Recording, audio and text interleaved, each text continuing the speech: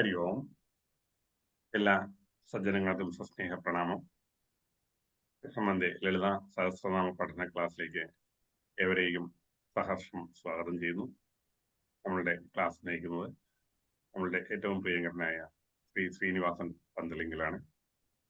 Class നയിക്കുന്നതിന് മാഷിനെ സ്നേഹാദരപൂർവ്വം വീണ്ടും സ്വാഗതം ചെയ്യുന്നു. നമസ്തേ മാഷേ. നമസ്കാരം തിരുവേനി. എല്ലാവർക്കും നമസ്കാരം, സ്വാഗതം. സദാശിവസമാരംഭാം ശങ്കരാചാര്യമധ്യമാം അസ്മദാചാര്യപര്യന്താം വന്ദേ ഗുരുപരമ്പരാം. ഓം ഗുരുബ്രഹ്മ ഗുരുർവിഷ്ണുർഗുരുർദേവോ മഹേശ്വര ഗുരു സാക്ഷാത് പരബ്രഹ്മ തസ്മൈ ശ്രീ ഗുരുവേ നമഃ. ഓം ഗജാനനം ഭൂതഗണാതിസേവിതം കവിത്തജംഭൂബലസാരഭക്ഷിതം ഉമാസുതം ശോകവിനാശകാരണം നമാമി വിഘ്നേശ്വരപാദപങ്കജം. വെള്ളപ്പളുങ്കു നിറമൊത്ത വിദഗ്ധരൂപി കള്ളം കളഞ്ഞു കമലത്തിൽ എഴുന്ന ശക്തി വെള്ളത്തിലെ തിരകൾ തള്ളിവരും കണക്കെന്നുള്ളത്തിൽ വന്നു വിളയാടുക സരസ്വതീ നീ. സർവമംഗളമാംഗല്യേ ശിവേ സർവാർത്ഥ സാധികേ ശരണ്യേ ത്രംബകേ ഗൗരി നാരായണീ നമോസ്തുതേ. ഓം ശ്രീമാത്രേ നമ. ഓം മഹാദേവ്യേ നമ. ഒരിക്കൽ കൂടി എല്ലാവർക്കും സ്വാഗതം. നമ്മളുടെ 53-ാമത്തെ ക്ലാസ് ആണെന്ന്. കഴിഞ്ഞ ക്ലാസ്സിൽ നമ്മൾ അവസാനിപ്പിച്ച് നിർത്തിയത് 158-ാമത്തെ ശ്ലോകം തുടങ്ങി വെച്ചു. നമ്മൾ ഒന്ന് ആ ശ്ലോകം ചൊല്ലിയിട്ട് പെട്ടെന്ന് തന്നെ നമുക്ക് ക്ലാസ്സിലേക്ക് വരാം. ഛന്ദസാരാ ശാസ്ത്രസാരാ മന്ത്രസാരാ തലോദരി ഉദാരകീർത്തി ഉദ്ധാമ വൈഭവ വർണ്ണരൂപിണി. ഛന്ദസാരാ ശാസ്ത്രസാരാ മന്ത്രസാരാ തലോദരി ഉദാരകീർത്തിരുദ്ധാമ വൈഭവ വർണ്ണരൂപിണി. ഇവിടെ ഈ 158-ാമത്തെ ശ്ലോകത്തില് 844 മുതൽ 850 വരെയുള്ള 7 നാമങ്ങളാണ്. അതിനകത്ത് 844-ാമത്തെ ഛന്ദസാര. ഛന്ദസ്സുകളെ എന്ന് പറഞ്ഞാൽ വേദങ്ങളാണ്. വേദങ്ങൾക്ക് സാരമായവളാണ്. ഉപനിഷത്ത് തന്നെയാണ് ദേവി എന്ന് നമ്മൾ കണ്ടു. 845-ാമത്തെ നാമം ശാസ്ത്രസാര. സർവശാസ്ത്രങ്ങൾക്കും സാരമായിട്ടുള്ളത്, അതിന്റെ സത്ത ദേവി തന്നെയാണ്. സകല ശാസ്ത്രങ്ങളുടെയും കലകളുടെയും ഒക്കെ സത്ത ദേവി തന്നെയാണ് എന്ന് നമ്മൾ കണ്ടു. അതും കഴിഞ്ഞ് നമ്മൾ അടുത്ത നാമത്തിലേക്കാണ് നമുക്ക് പ്രവേശിക്കേണ്ടത്. മന്ത്രസാര. മന്ത്രസാര 846-ാമത്തെ നാമം മന്ത്രസാര. അത് തന്നെയാണ് അർത്ഥം. സർവമന്ത്രങ്ങളുടെയും സാരമായവൾ. ഏത് മന്ത്രം ജപിച്ചാലും അത് അവസാനിക്കുന്നത് ദേവിയിലാണ്.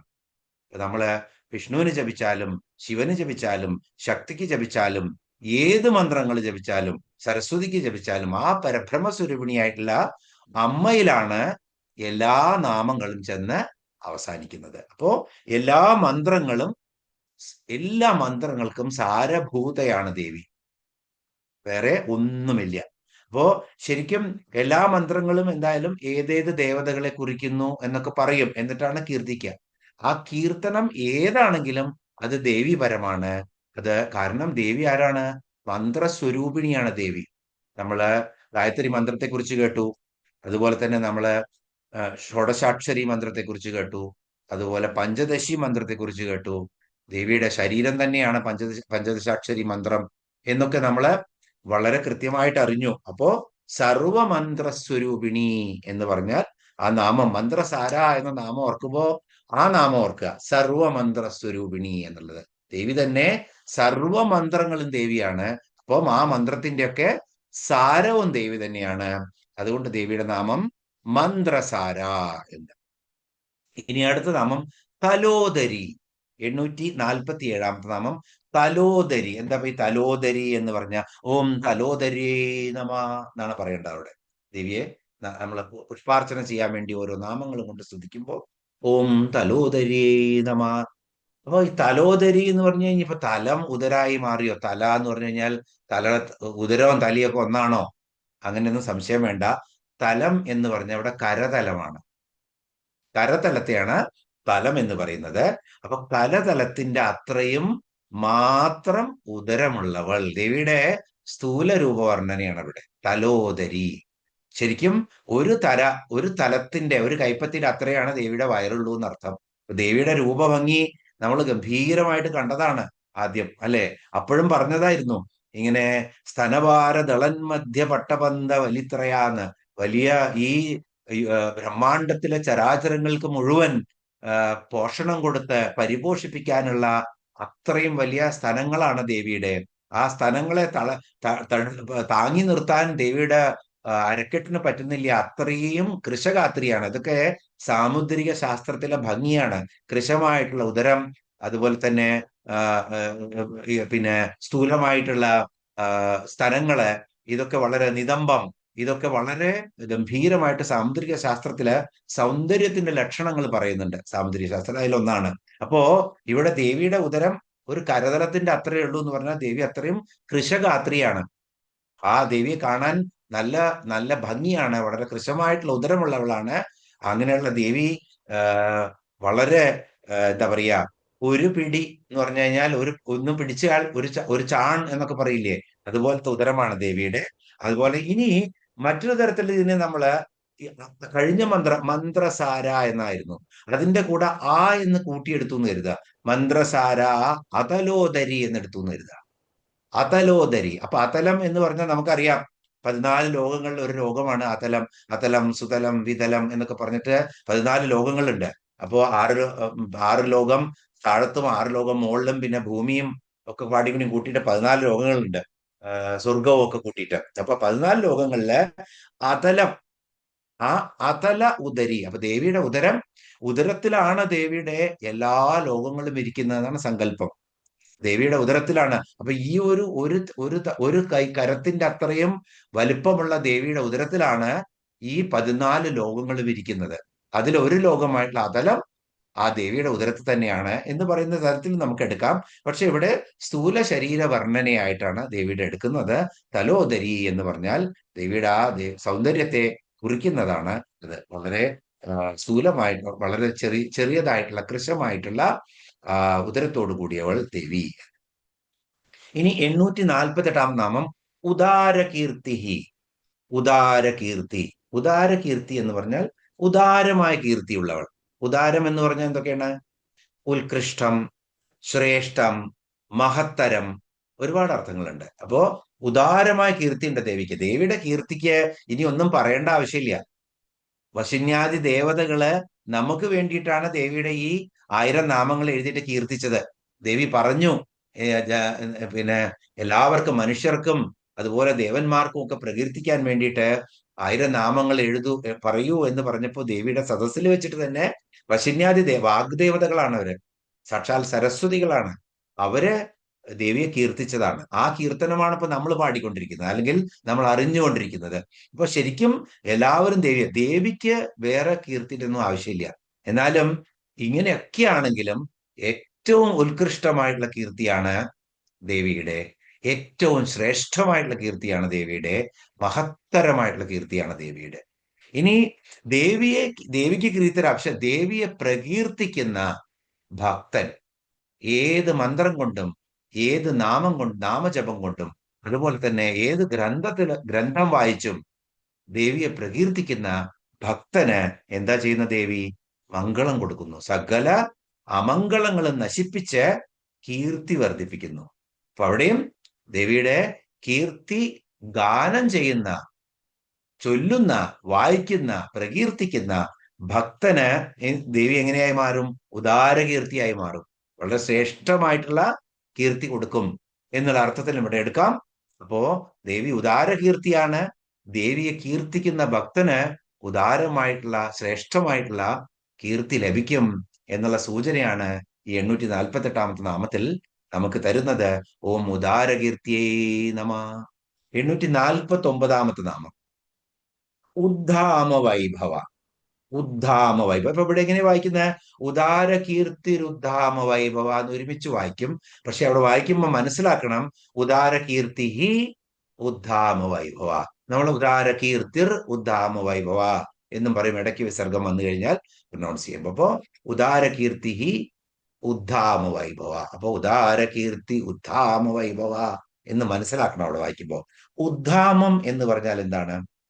ഒരു നിയന്ത്രണവുമില്ലാത്തത്, ഒരു അതിരുമില്ലാത്തത്. വളരെ സ്വതന്ത്രമായത്. അതാണ് ഉദ്ധാമം. Independent, ultimately independent. അത് കഴിഞ്ഞാൽ not at all controlled, boundaryless. അതിന് ഒരു അതിർത്തിയുമില്ല, അതുപോലെ തന്നെ ഒരു നിയന്ത്രണവുമില്ല, ഒരു അസ്വാതന്ത്ര്യവുമില്ല. അതിനാണ് ഉദ്ധാമം എന്ന് പറയുന്നത്. അപ്പോ ഈ ഉദ്ധാമം എങ്ങനെയാണ്? ഉദ്ധാമ വൈഭവയാണ് ദേവി. ഇത്തരത്തിലുള്ള ഒരു നിയന്ത്രണവുമില്ലാത്ത, ഒരു അതിരുമില്ലാത്ത, തീർത്തും സ്വതന്ത്രമായിട്ടുള്ള വൈഭവങ്ങളോട് കൂടിയവളാണ് ദേവി. അപ്പൊ ഉദ്ധാമം എന്നുള്ള വാക്കിന്റെ അർത്ഥം പഠിച്ചു വെക്കണം. അപ്പോഴാണ് ഉദ്ധാമ വൈഭവ എന്നുള്ള നാമത്തിന്റെ അർത്ഥം മനസ്സിലാവുള്ളൂ. അപ്പോ അതിരില്ലാത്ത നിയന്ത്രണങ്ങൾ, ദേവിയെ ആർക്കും നിയന്ത്രിക്കാൻ പറ്റില്ല. അതുപോലെ തന്നെ ദേവിക്ക് ഒരു അതിരുമില്ല. ഏറ്റവും അറ്റത്തിനും അപ്പുറത്താണ് ദേവി. ഇനി ഒരു നാമം വരുന്നുണ്ട്, ഇപ്പൊ നമ്മൾ അതിനെക്കുറിച്ച് പറയും. ദേവി സർവസ്വതന്ത്രയാണ്, ഒന്നാലും ബന്ധിക്കപ്പെട്ടതല്ല. കർമ്മത്തിലും സൃഷ്ടിയിലും ഒന്നിലും ബന്ധനമില്ല ദേവി. സമ്പൂർണമായിട്ടുള്ള ശുദ്ധ ബ്രഹ്മസ്വരൂപമാണ് ദേവി. അതുകൊണ്ട് ദേവി ഉദ്ധാമയാണ്, അല്ലെ? ദേവിക്ക് യാതൊരു തരത്തിലുള്ള നിയന്ത്രണങ്ങളും ബാധകമല്ല. അങ്ങനെയുള്ള അതുകൊണ്ട് വൈഭവത്തിലുള്ളവളാണ് ദേവി. വൈഭവം എന്ന് പറഞ്ഞാൽ സാമർഥ്യം, മഹത്വം, വലിപ്പം, ശക്തി, ഇനി സമ്പത്ത്, ഇതൊക്കെ വൈഭവത്തിന്റെ അർത്ഥങ്ങളാണ്. അപ്പോൾ ദേവിക്ക് ഒരു നിയന്ത്രണവും ഇല്ലാത്ത അത്രയും സാമർഥ്യമുണ്ട് എന്ന് പറയാം, ഒരു നിയന്ത്രണമില്ലാത്ത മഹത്വമുണ്ട് എന്ന് പറയാം, ഒരു നിയന്ത്രണമില്ലാത്ത അത്രയും വലിപ്പമുണ്ടെന്ന് പറയാം, ഒരു നിയന്ത്രണമില്ലാത്ത അത്രയും ശക്തിയുണ്ടെന്ന് പറയാം, ഒരു നിയന്ത്രണമില്ലാത്ത അത്രയും എല്ലാ സമ്പത്തും, കുബേരന്റെ എല്ലാ നിധികളും ദേവിയുടെ കാൽച്ചുവട്ടിലാണെന്ന് നമ്മൾ കണ്ടു. അപ്പോ ദേവിക്ക് ഒരു നിയന്ത്രണമില്ല. ഇനി അതിരില്ല എന്ന് പറയുകയാണെങ്കിൽ അതൊക്കെ പറ്റും. അതുപോലെ തന്നെ സ്വതന്ത്രം എന്ന് പറയുമ്പോഴും ദേവിയുടെ മഹത്വം എവിടെയും ബന്ധിക്കപ്പെട്ടതല്ല, ഒന്നിനാലും ഘടിപ്പിക്കപ്പെട്ടതല്ല ദേവിയുടെ മഹത്വം. അപ്പോ ഇങ്ങനെ ശ്രേഷ്ഠ സൂചകമായിട്ടുള്ള നാനാർത്ഥങ്ങളാണ് ഇവിടെ വൈഭവം എന്നുള്ളതിന്. അപ്പൊ അതുപോലത്തെ ഉദ്ധാമമായിട്ടുള്ള വൈഭവമുള്ളവളാണ് ദേവി. ഒരതിരുമില്ല ദേവിയുടെ വൈഭവങ്ങൾക്ക് എന്നാണ്. ഇനി ദേവിയുടെ പ്രത്യേകത എന്താ വെച്ചാൽ മറ്റൊരു ശക്തിയുടെയും നിയന്ത്രണത്തിന് ദേവി വിധേയല്ല. ദേവി തന്നെ ആണ് ശക്തി. കാരണം ശക്തിയാണ് ശിവന്, പരശിവനായിരിക്കുന്ന അല്ലെങ്കിൽ ബ്രഹ്മസ്വരൂപമായിരിക്കുന്ന ആ ശുദ്ധ ബ്രഹ്മത്തിന് സൃഷ്ടി പലതായി മാറണമെങ്കിൽ ശക്തി വേണം. ആ ശക്തി തന്നെയാണ് ബ്രഹ്മത്തിന്റെ കൂടെ ഇരിക്കുന്ന, ബ്രഹ്മത്തിന് ജീവൻ കൊടുക്കുന്ന ശക്തിയാണ്. അല്ലെങ്കിൽ ബ്രഹ്മത്തിനെ കർമ്മത്തിലേക്ക്, ശുദ്ധ ബ്രഹ്മ സ്വരൂപത്തിൽ നിന്നും കർമ്മത്തിലേക്ക് നയിക്കുന്ന ശക്തിയാണ് ദേവി. അപ്പൊ ദേവി എന്താണ്? ദേവി തന്നെ ശക്തിയാണ്. അപ്പൊ പിന്നെ എന്തുണ്ടാവും? മറ്റൊരു ശക്തിയുടെയും ദേവിക്ക് അതിലും അപ്പുറത്തൊരു ശക്തിയില്ല. അതുകൊണ്ടാണ് ശക്തി എന്ന് തന്നെ ദേവിയെ വിളിക്കുന്നത്, അല്ലെ? അപ്പോ മറ്റൊരു ശക്തിക്കും വിധേയമാകാത്ത ശക്തിയാണ്, മഹത്വമാണ് ദേവിക്കുള്ളത്. അതുകൊണ്ട് ദേവി ഉദ്ധാമ വൈഭവ. ഇനി നമ്മൾ നേരത്തെ പഠിച്ചിട്ടുണ്ട്, ധാമം എന്ന് പറഞ്ഞാൽ കയറ് എന്നാണ് അർത്ഥം, പാശം, അല്ലെ? നേരത്തെ ഒരു ദാമോദരൻ എന്നൊക്കെ നമ്മൾ കണ്ടതാണ് ദേവിയുടെ നാമം പറയുന്ന സമയത്ത്. അപ്പൊ ധാമം എന്ന് പറഞ്ഞാൽ കയറാണ്. ഉദ്ധാമം, ധാമം കൊണ്ട് എന്താണ് സംഭവിക്കുന്നത്? കെട്ടിയിടും. ദേവിയുടെ കയ്യിൽ എന്താണുള്ളത്? രാഗസ്വരൂപ പാഷാഢ്യ. ദേവിയുടെ കയ്യില് രാഗസ്വരൂപമായിട്ടുള്ള പാശമാണുള്ളത്. അതുകൊണ്ട് നമുക്ക് സ്നേഹവും വൈരാഗ്യവും അതുപോലെ തന്നെ അസൂയയും എല്ലാ നല്ല ഗുണങ്ങളും ചീത്ത ഗുണങ്ങളും ഒക്കെ തന്ന് കർമ്മത്തിനനുസരിച്ച് ദേവി ആ പാശം ഇങ്ങനെ ചലിപ്പിച്ചിട്ട് നമ്മളെ ബന്ധിക്കും. രാഗസ്വരൂപ പാഷാഢ്യ, രാഗങ്ങളാകുന്ന കാര്യങ്ങൾ കൊടുത്തിട്ട് നമ്മളെ ബന്ധിക്കും. അപ്പോ എന്നിട്ട് പിടിക്കാൻ ദേവിയുടെ അടുത്ത് ക്രോധാകാരാങ്കുശോജ്വല, അങ്കുശമുണ്ട്. ആനത്തോട്ടിയുടെ പോലെ ദേവി നമ്മളെ വലിച്ചു പിടിച്ചിട്ട് കൊടയും ചെയ്യും. ശരി, പാശങ്ങൾ രാഗങ്ങൾ കൊടുത്തിട്ട് തെറ്റിപ്പോവാണെന്നുണ്ടെങ്കിൽ എന്ത് ചെയ്യും? മറ്റേ കയ്യിലുള്ള എന്താണ്? അങ്കുശമാണ്, ആനത്തോട്ടി. ആ തോട്ടി വെച്ചിട്ട് ദേവി നമ്മളെ വലിച്ചു പിടിക്കും. അപ്പോ ഇവിടെ എന്താണ്? ഉദ്ധാമം, ധാമം എന്ന് പറഞ്ഞ കയറ്, ഉദ്ധാമം എന്ന് പറഞ്ഞാൽ എന്താണ്? ബന്ധനമില്ലാത്ത അവസ്ഥ. ധാമം കൊണ്ട് ബന്ധിക്കുകയാണ് ചെയ്യുക. അപ്പൊ ജീവികളെ സംസാരവുമായിട്ട് ബന്ധിപ്പിക്കുക എന്നുള്ള പ്രവൃത്തി ആരുടെയാണ്? ദേവിയുടെയാണ്. കാരണം സംസാര ചക്രം മുന്നിലോട്ട് നടക്കണമെങ്കിൽ എന്തു വേണം? രാഗം വേണം, ബന്ധനം വേണം, ആ ആശാപാശം വേണം. ആശ എന്ന പാശം ഉണ്ടെങ്കിലാണ് ഇത് നടക്കുള്ളൂ. അപ്പൊ അത് നടന്നു പോവാൻ വേണ്ടിയിട്ട്, കർമ്മത്തിന്റെ ഗതിക്ക് അനുസരിച്ച് ലോകത്തെ ചരിപ്പിക്കാൻ വേണ്ടിയിട്ട് എന്ത് ചെയ്യും ദേവി? അതിങ്ങനെ ആ ബന്ധനത്തിൽ നമ്മൾ വെക്കും. ആ ബന്ധനത്തിൽ നിന്നും എന്താണ് ചെയ്യുന്നത് ദേവി? സംസാരവുമായിട്ടുള്ള ബന്ധങ്ങളെ മുക്തി കൊടുത്തിട്ട് അത് ദേവിയെ വളരെ കൃത്യമായിട്ട് ആരാധിക്കുന്ന ആ ഉപാസകന് ആ ആ ബന്ധനങ്ങളിൽ നിന്നൊക്കെ മാറ്റിയിട്ട് ദേവി കൈവല്യ പദം കൊടുക്കും. അവിടെയും ധാമം ഉദ്ധാമം. ഉദ്ധാമം എന്ന് പറഞ്ഞാൽ ആ കെട്ട്, പാശം മാറ്റുക എന്നാണ് അർത്ഥം. ഉദ്ധാമം എന്ന് പറഞ്ഞാൽ അവയെ ഛേദിക്കും ദേവി. ഛേദിച്ചിട്ട് എന്ത് കൊടുക്കും? മോക്ഷം കൊടുക്കും. അപ്പൊ ദേവി എങ്ങനെയാണ്? ഉദ്ധാമ വൈഭവയാണ് നമുക്ക്. ദേവിക്കോ ഒരതിരുമില്ലാത്ത ദേവി എന്താണ്? ബൗണ്ടറി ലെസ് കീർത്തിയുടെ ഉടമയാണ് ദേവി, ശക്തിയുടെ ഉടമയാണ് ദേവി. അതേസമയത്ത് നമുക്കോ ആ രാഗസ്വരൂപ പാശം കൊണ്ട് നമ്മളെ ബന്ധിക്കുമ്പോ ആ സംസാര ബന്ധനത്തിൽ ഉഴരുന്ന നമ്മളെ ശരിയായ രീതിയിൽ ദേവിയെ ഭജിച്ചു കഴിഞ്ഞാൽ ആ പാശത്തിന്റെ ഉദ്ധാമം ചെയ്തിട്ട് ധാമത്തിൽ നിന്ന് നമ്മളെ മോക്ഷത്തിലേക്കും നയിക്കും എന്നുള്ളതാണ്. അപ്പോ അതിലേക്ക് ദേവി നമ്മളെ കൊണ്ടുപോകട്ടെ എന്ന് പ്രാർത്ഥിച്ചുകൊണ്ട് ഉദ്ധാമ വൈഭവ എന്നുള്ള നാമം അവസാനിപ്പിച്ച് നമുക്ക് 850 വർണ്ണരൂപിണി എന്നുള്ള നാമം കാണാം. വർണ്ണരൂപിണി, വർണ്ണം എന്നുള്ളത് നമ്മൾ ധാരാളം കണ്ടതാണ്. ദേവിയുടെ കുണ്ടലിനി ശക്തികളെ കുറിച്ചിട്ടുള്ള ഉപദേവതകളെ കുറിച്ച് നമ്മൾ ധാരാളം കണ്ടതായിരുന്നു. അതിന്റെ ലക്ഷണം എന്താണ്, അതിന്റെ എത്ര ഇതിലുള്ള താമരയാണ്, ഹാഗിനി, കാകിനി, ഓരോരുത്തരും അവരുടെ ഉപദേവതകൾ ഏതാണെന്നൊക്കെ. അപ്പൊ സഹസ്രദളപത്മ സർവവർണോപശോഭിത, ഇതൊക്കെ ഓർമ്മ വരണം. സഹസ്രദളപത്മസ്ഥ സർവവർണോപശോഭിത എന്നാണ് പറയുന്നത്. അപ്പൊ സർവവർണ്ണങ്ങളാൽ ഉപശോഭിതയായാണ് ഇരിക്കുന്ന ദേവിയാണ്, അല്ലെങ്കിൽ ശോഭിച്ചുകൊണ്ടിരിക്കുന്ന ദേവിയാണ് ആര്? അവിടെ ഭഗിനി രൂപധാരിണി എന്ന് പറയുന്നത്. എന്തായാലും അപ്പോ വർണ്ണങ്ങൾ എന്ന് പറഞ്ഞാൽ 51 അക്ഷരങ്ങളെ കാണിച്ചു തന്നു അവിടെ. മുകളിലും കീഴ്പ്പെട്ടുമുള്ള ആ കുണ്ടലിനിയുടെ പ്രയാണത്തില് ആ പ്രയാണങ്ങളെ, അത് ചക്രങ്ങളെ ഭേദിക്കുമ്പോ 51 അക്ഷരങ്ങളായി മാറുന്നു എന്നുള്ളതൊക്കെ നമ്മൾ വളരെ ശാസ്ത്രീയമായിട്ട് കണ്ടു അക്ഷരങ്ങളെ. അപ്പൊ വർണ്ണം എന്ന് പറഞ്ഞാൽ വർണ്ണങ്ങളുടെ രൂപത്തിൽ സ്ഥിതി ചെയ്യുന്നവളാണ്. വർണ്ണം എന്ന് പറഞ്ഞാൽ അക്ഷരം എന്നാണ് ഏറ്റവും ആദ്യമായിട്ട് എടുക്കേണ്ട അർത്ഥം. അക്ഷരം എന്നുള്ളതാണ്. ദേവി 51 അക്ഷരാളി കലിത തനുലതേ വേദമാകുന്ന ശാഖീ കൊമ്പത്തമ്പോട് പൂക്കും കുസുമതതിയിലെന്തുന്ന പൂന്തേൻ കുഴമ്പേ. 51 അക്ഷരം തന്നെയാണ്. സാക്ഷാൽ സരസ്വതിയായിട്ട് വിളങ്ങുന്നത് ദേവി തന്നെയാണ്. സ്വരവ്യഞ്ജന രൂപങ്ങളായിട്ട്, ഭാഷയായിട്ട്, മൃഗങ്ങളാണെങ്കിലും മനുഷ്യരാണെങ്കിലും, മൃഗങ്ങൾക്കും ഭാഷയിട്ട്, അവർ കരയുന്നതും അവര് ആളെ വിളിക്കുന്നതും അവർ സംസാരിക്കുന്നതും അവരുണ്ടാക്കുന്ന ശബ്ദങ്ങൾ പലപ്പോഴും നമ്മൾക്ക് കേൾക്കാൻ പറ്റിയില്ല എന്ന് വരും. ആനകൾ ഉണ്ടാക്കുന്ന ശബ്ദം കിലോമീറ്റർ ദൂരത്തേക്ക് മറ്റൊരു ആനയ്ക്ക് പിടിക്കാൻ പറ്റും. എന്താ സൂപ്പർസോണിക് സൗണ്ട്സ്, നമുക്കറിയാൻ പറ്റില്ല. അൾട്രാ സൗണ്ട്സ് എന്നൊക്കെ പറയും അതിന്. അപ്പോ നമ്മൾക്ക് കേൾക്കാൻ പറ്റില്ല, പക്ഷെ അവർക്ക് കേൾക്കാം. അങ്ങനെയുള്ള എല്ലാ സ്വരവ്യഞ്ജനങ്ങളായിട്ട്, മനുഷ്യർക്കുള്ള ഭാഷയായിട്ട് സകല ഭാഷകളിലും വിളങ്ങി നിൽക്കുന്നത് വർണ്ണരൂപിണിയായിട്ടുള്ള ദേവിയാണ്. അതുകൊണ്ട് ദേവി വർണ്ണരൂപിണി. ഇനി വർണ്ണം എങ്ങനെയാണ് വരുന്നത്? ഭാഷ എവിടുന്നാ വരുന്നത്? ശബ്ദത്തിൽ നിന്ന്. ശബ്ദബ്രഹ്മം എന്നൊക്കെ നമ്മൾ പഠിച്ചു കഴിഞ്ഞു. ശബ്ദബ്രഹ്മ സ്വരൂപിണിയാണ് ദേവി. അപ്പോ പരാ, പശ്യന്തി, മധ്യമ, വൈഖരി, ഇതൊക്കെ നമ്മൾ കണ്ടു. ഈ നാമങ്ങളൊക്കെ കണ്ടതാണ്. പശ്യന്തി, പരദേവത, മധ്യമ, വൈഖരി രൂപ, ഭക്തമാനസ ഹംസിക എന്നുള്ള നാമത്തിൽ നമ്മള് പര എന്നുള്ളതും പശ്യന്തി എന്നുള്ളതും മധ്യമ എന്നുള്ളതും ദേവിയുടെ നാമങ്ങള് വ്യക്തമായി കണ്ടതായിരുന്നു. എങ്കിലും ഒന്നുകൂടി നമുക്ക് ഓർത്തെടുക്കാം. അന്നപ്പോ നമ്മള് കൃത്യമായിട്ട് അതിനെ കുറിച്ചൊക്കെ പഠിച്ചതാണ്. ഇപ്പോ പര എന്നുള്ളത് അൾട്ടിമേറ്റ്. പരയുടെയും മുന്നിലുള്ള 9 അവസ്ഥകളെ കുറിച്ച് നമ്മൾ പഠിച്ചു.